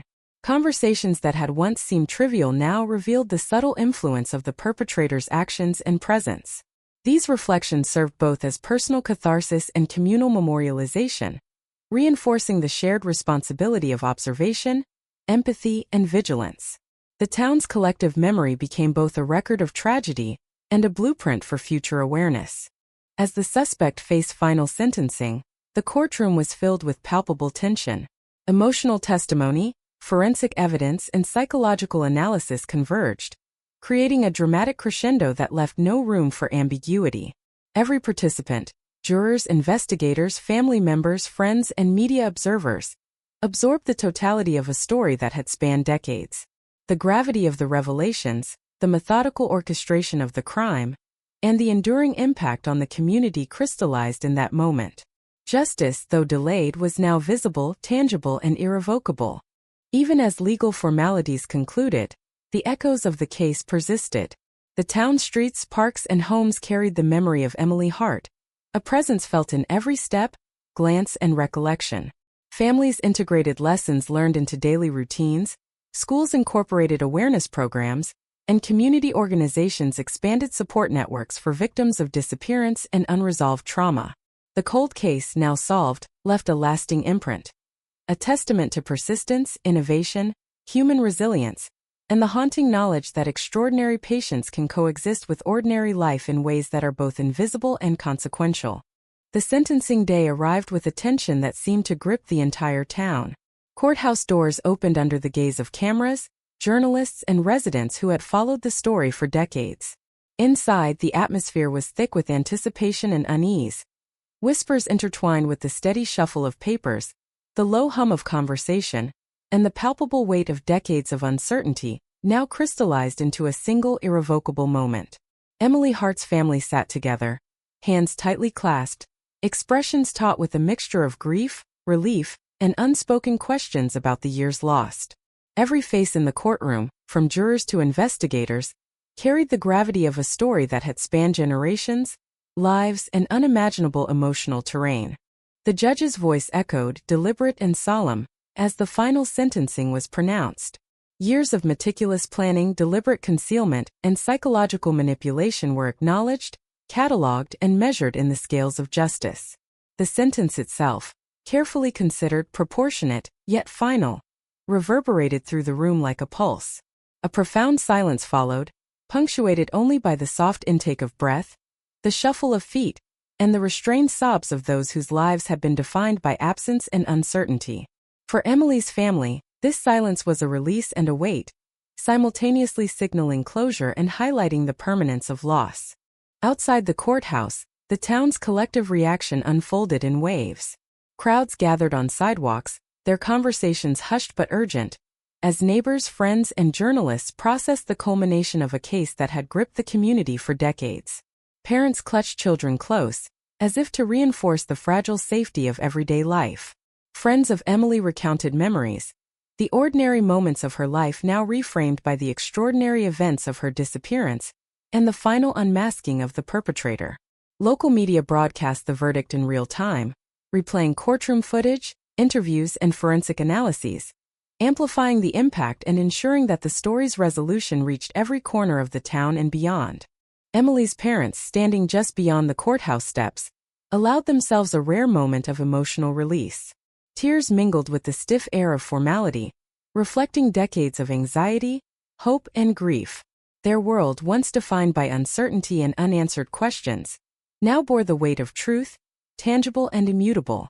Their hands trembled as they clutched each other, memories of Emily's laughter and warmth surfacing alongside recollections of the fear and despair that had defined the intervening years.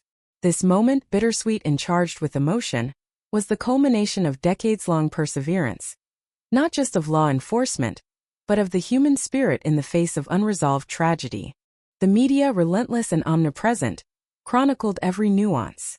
Anchors recounted timelines, investigators' breakthroughs, and forensic milestones, framing the narrative of justice finally achieved.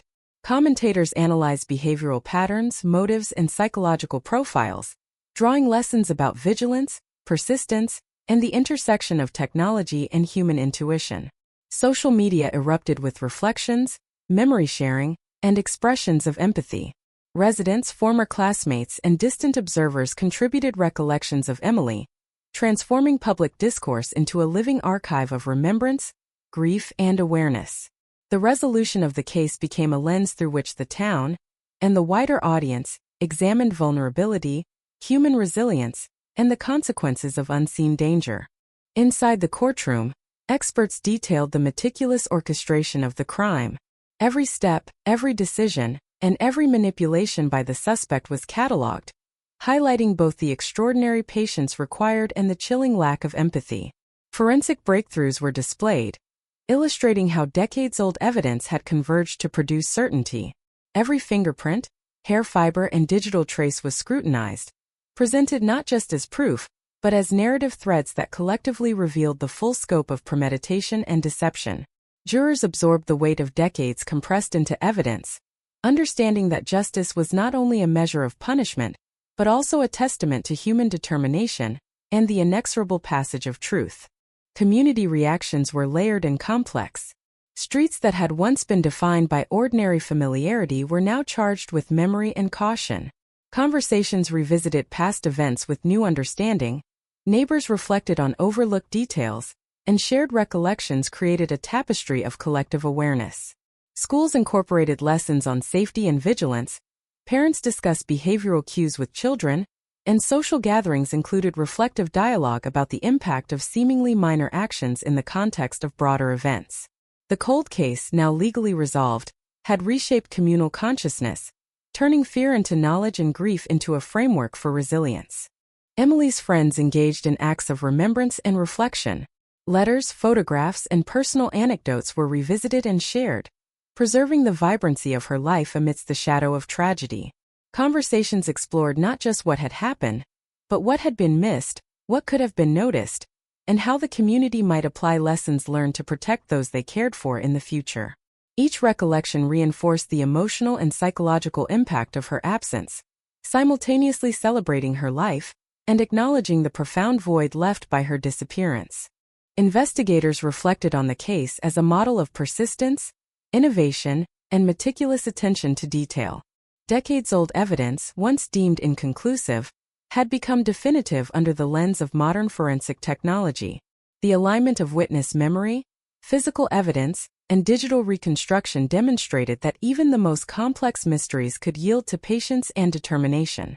In public forums and professional conferences, the case became an exemplar for law enforcement and forensic experts alike, illustrating the importance of re-examining cold cases with fresh eyes, new techniques, and unwavering commitment. The psychological weight of the case extended beyond immediate family and investigators. Residents reported increased awareness in daily routines, subtle behavioral adjustments, and conversations about vigilance and safety. Children learned early lessons in observation and caution, while adults integrated a heightened sense of responsibility for community well-being. The story of Emily Hart became a collective narrative, informing practices, policies, and personal choices. Her absence, though permanent, was transformed into a framework for awareness, empathy, and preventive vigilance. Even in the quiet that followed, the echoes of the case lingered.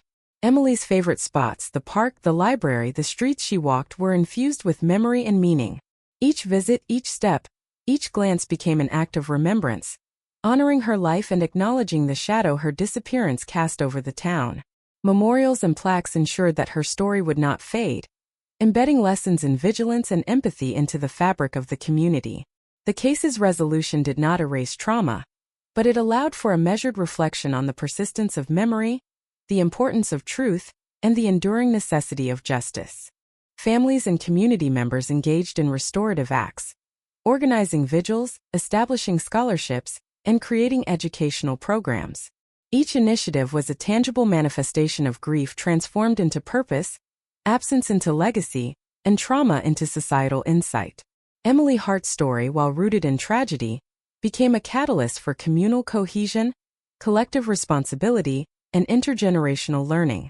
The cold case, resolved yet haunting, served as a reminder that while time cannot restore what is lost, it can illuminate paths toward understanding, vigilance, and meaningful action.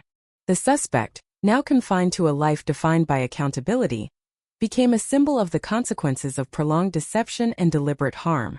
Analysts and psychologists discussed his behavior in professional forums, highlighting both the meticulous planning and the moral vacuum that enabled decades of concealment. His presence in custody was a constant reminder of human fallibility, the subtleties of observation, and the necessity of vigilance in ordinary life.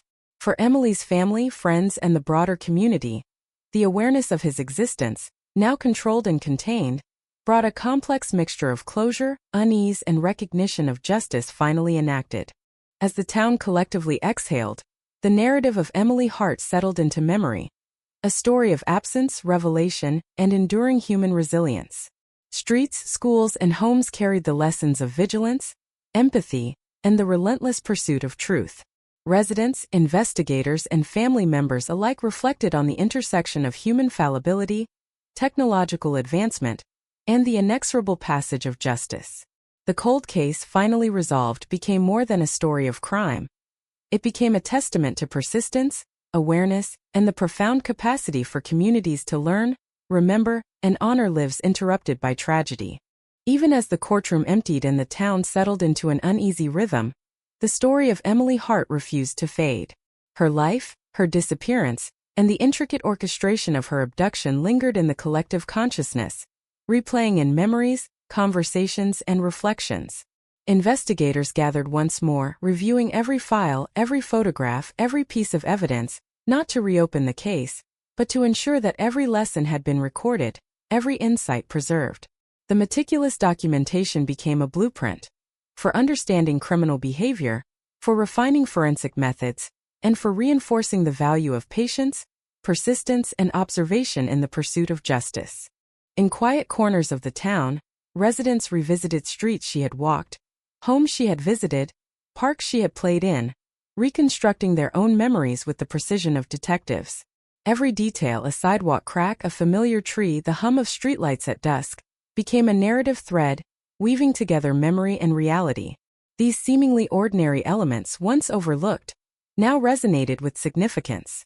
The town had been a silent witness to extraordinary events, and in acknowledging that, the community began a process of internal reckoning, transforming fear into awareness, grief into proactive vigilance. Emily's friends organized gatherings that blended commemoration with reflection. They shared letters she had written, photographs capturing mundane joys, and anecdotes that revealed the ordinary beauty of her life. Each story reaffirmed her presence in the lives of those who remembered, anchoring her memory amid the shadow of tragedy. The narrative shifted from absence to impact, emphasizing the richness of her life over the horror of her disappearance. Communities absorbed these acts of remembrance, understanding that honoring the past could coexist with building awareness for the future. Psychologists and behavioral analysts revisited the case in public forums, dissecting the suspect's methods with an intensity that revealed both human cunning and vulnerability. Patterns of manipulation, foresight, and obsession were examined in minute detail. Attendees, parents, and officials alike absorbed these insights, recognizing the subtle warning signs that had been overlooked. The discussions extended beyond theory into practical guidance, teaching citizens how to observe environments, interpret behaviors, and respond to anomalies without succumbing to paranoia. Emily's story became a template, a cautionary narrative instructing vigilance while nurturing empathy. investigators reflected on the role of evolving technology in solving the decades-old case. DNA mapping, digital reconstruction, and forensic enhancement had transformed fragments of the past into definitive proof. Objects once dismissed as irrelevant, fibers, partial prints, overlooked footage, emerged as pivotal evidence. The revelation underscored a central lesson. Patience combined with innovation could overturn even the most entrenched mysteries. Forensics had not just solved a crime, it had bridged decades of uncertainty, turning speculation into certainty and restoring narrative control to those who had waited for justice. The town absorbed the implications of these revelations in subtle, pervasive ways. Streets, schools, and homes became landscapes of memory and awareness. Parents instructed children with nuance, teaching lessons rooted in observation and situational understanding. Community centers hosted workshops, guiding residents in interpreting environmental cues and reporting anomalies. The narrative of Emily Hart, while rooted in tragedy, evolved into a living educational framework, integrating memory, technology, and social responsibility. Ordinary routines became acts of mindfulness, ordinary places infused with vigilance, and ordinary interactions imbued with heightened awareness. Emily's family faced the duality of relief and sorrow, a tension that permeated every interaction. Her mother reflected on decades of sleepless nights, the anxiety of uncertainty, and the bittersweet solace of clarity. Her father navigated the complexity of mourning a lost daughter while witnessing justice unfold. Each memory of Emily, once fragmented and clouded by speculation, now gained coherence, though the coherence brought its own pain. The family's journey demonstrated that closure is neither instant nor absolute, but rather a prolonged engagement with memory, emotion, and the contours of grief. Community memorials continued, blending ritual with reflection. Candles flickered in parks, letters were read aloud, and photographs were displayed to preserve the vibrancy of Emily's life. Even casual gatherings became sites of remembrance, as residents shared stories that amplified the human dimensions of the cold case. The collective act of remembering transformed spaces from sites of fear into arenas of reflection, education, and community cohesion. Emily's absence had created a void, yet the responses to her life and loss filled the void with awareness, care, and enduring memory. The suspect, now permanently confined, remained a subject of study. Behavioral analyses highlighted his methodical planning, absence of empathy, and capacity for prolonged concealment. Experts presented these findings in conferences, training sessions, and public forums, translating individual pathology into actionable insights. The narrative emphasized that understanding criminal behavior is essential not only for apprehension, but also for prevention. Emily's story, while tragic, became an instrument of societal education, illustrating both the fragility of life and the power of human persistence. Forensics, law enforcement, and investigative agencies leveraged the case to refine protocols and methodologies. Cold cases previously abandoned were reassessed with new technology and fresh perspectives. Lessons in evidence collection, witness interviews, and psychological profiling were disseminated widely. Emily Hart's disappearance, once a story of despair, became a catalyst for systemic improvement, bridging decades of investigative evolution and reinforcing the enduring value of meticulous attention to detail. Psychological and social reflections extended beyond the immediate town. Researchers analyzed community resilience, collective memory, and intergenerational trauma. The lingering effects of unresolved cases were documented, highlighting both the emotional costs and the societal benefits of closure. Emily's life, though cut short, provided a template for understanding how communities internalize trauma, adjust behaviors, and transmit lessons. Her story emphasized that memory, vigilance, and empathy can transform grief into actionable insight, shaping responses to both everyday risks and extraordinary crises. Even in solitude, the echoes of the case persisted. Residents walking familiar streets, encountering familiar parks, or revisiting daily routines felt the subtle imprint of the past. The town, though returning to functional normalcy, had been irrevocably transformed. Awareness, memory, and empathy became part of the landscape, shaping behavior and expectations in ways both visible and subtle. Emily Hart's presence lingered, not as a specter of fear, but as a living reminder of the fragility, resilience, and interconnectedness of human life. Final analyses highlighted the convergence of persistence, technology, and human intuition in resolving the case. Investigators documented every breakthrough, every overlooked clue, and every procedural refinement that enabled decades-old mysteries to yield truth. The lessons extended beyond law enforcement, informing communities, educators, policymakers, and psychologists. Emily's story, while anchored in loss, became a source of insight, demonstrating that vigilance, patience, and collaboration can ultimately illuminate even the darkest corners of human experience. The emotional resonance of the case remained palpable. Families integrated lessons into their daily lives, neighbors engaged in heightened awareness, and schools incorporated empathy and observation into curricula. The community, shaped by decades of uncertainty, now navigated existence with a blend of caution and resilience. Emily Hart's life, her disappearance, and the meticulous unraveling of her case transformed collective memory into proactive consciousness, embedding awareness, vigilance, and care into the social fabric. And as night fell over the town, quiet streets glimmered under the lamplight. Parks rustled with the whisper of leaves, sidewalks bore the imprint of memory, and homes carried the unspoken awareness that lives can be interrupted, narratives can be obscured, yet truth, persistence, and vigilance endure. Emily Hart's story had traversed decades of fear, silence, and uncertainty, arriving at a resolution that was both justice and reflection.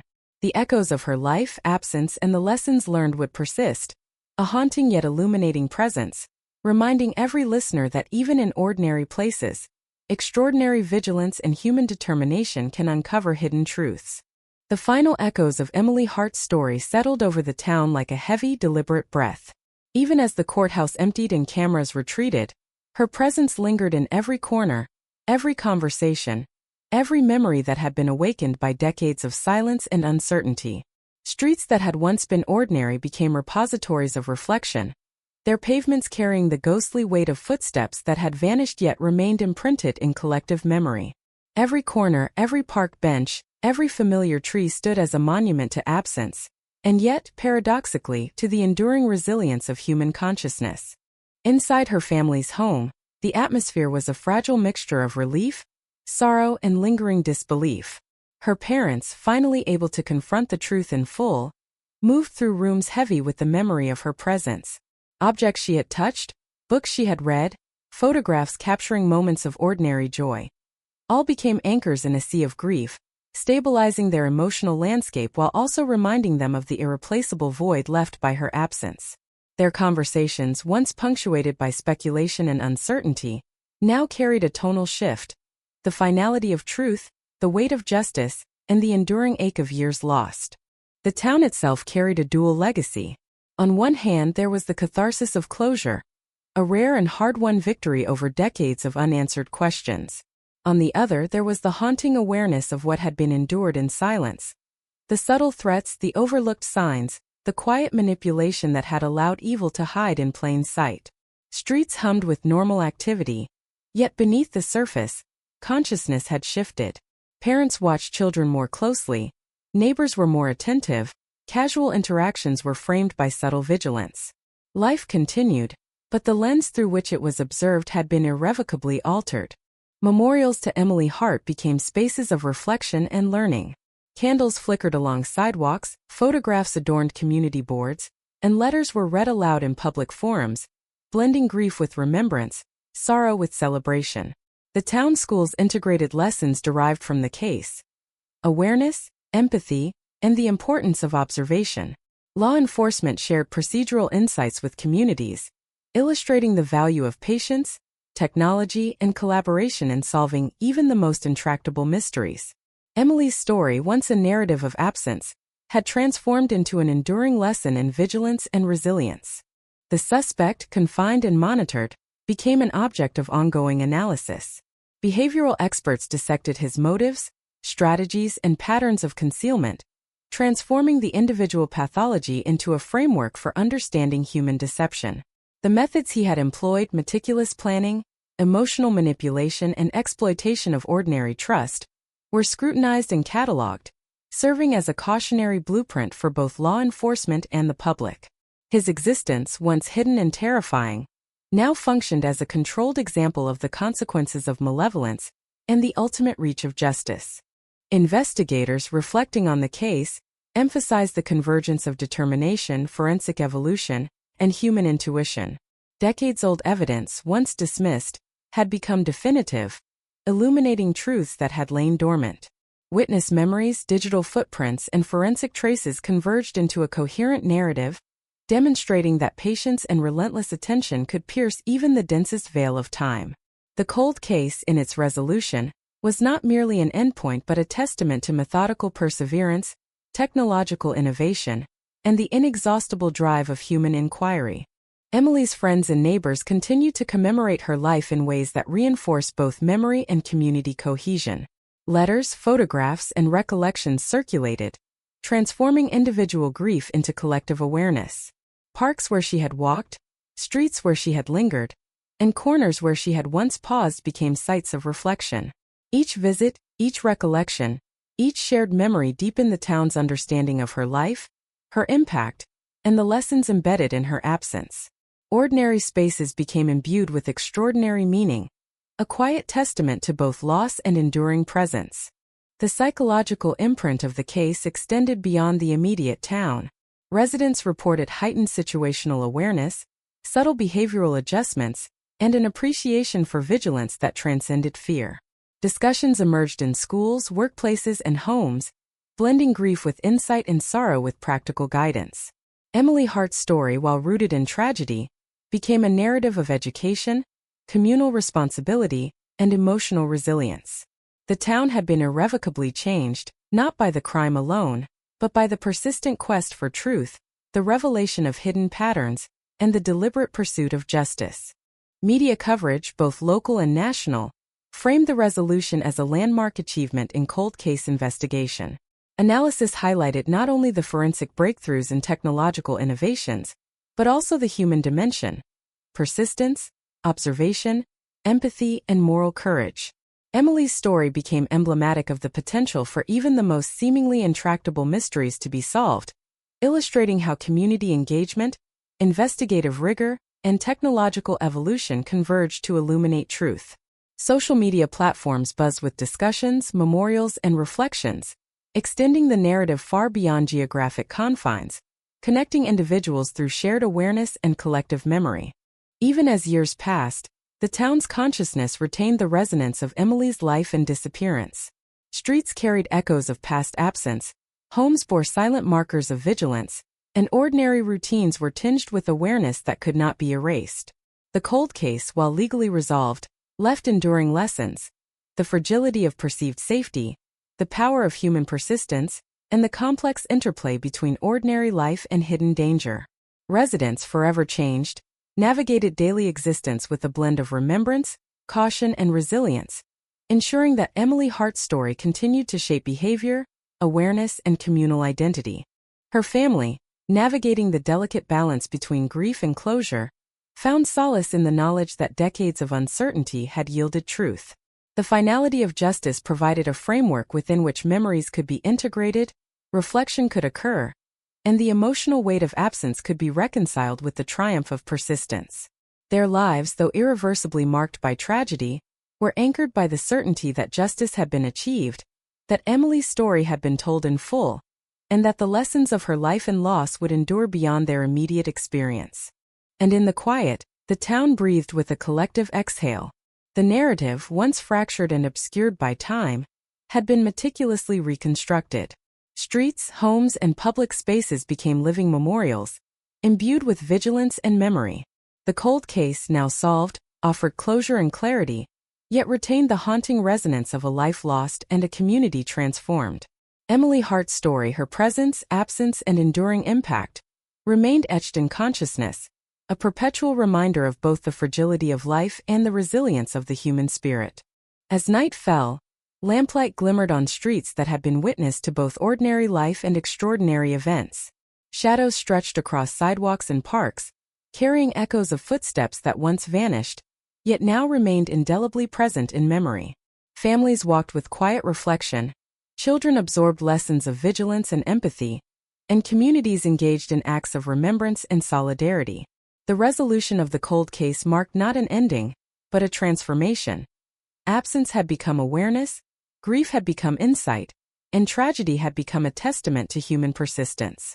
Emily Hart's story, spanning decades of uncertainty, revelation, and emotional resonance, concluded not in silence, but in enduring reflection. Streets, schools, homes, and hearts carried the imprint of her life and disappearance, creating a landscape both haunting and instructive. The town, forever changed, navigated existence with heightened awareness and profound empathy. Justice had been achieved, yet memory and vigilance ensured that the lessons of her life, her disappearance, and the painstaking unraveling of the cold case would endure, a haunting, illuminating, and indelible legacy that would resonate through time.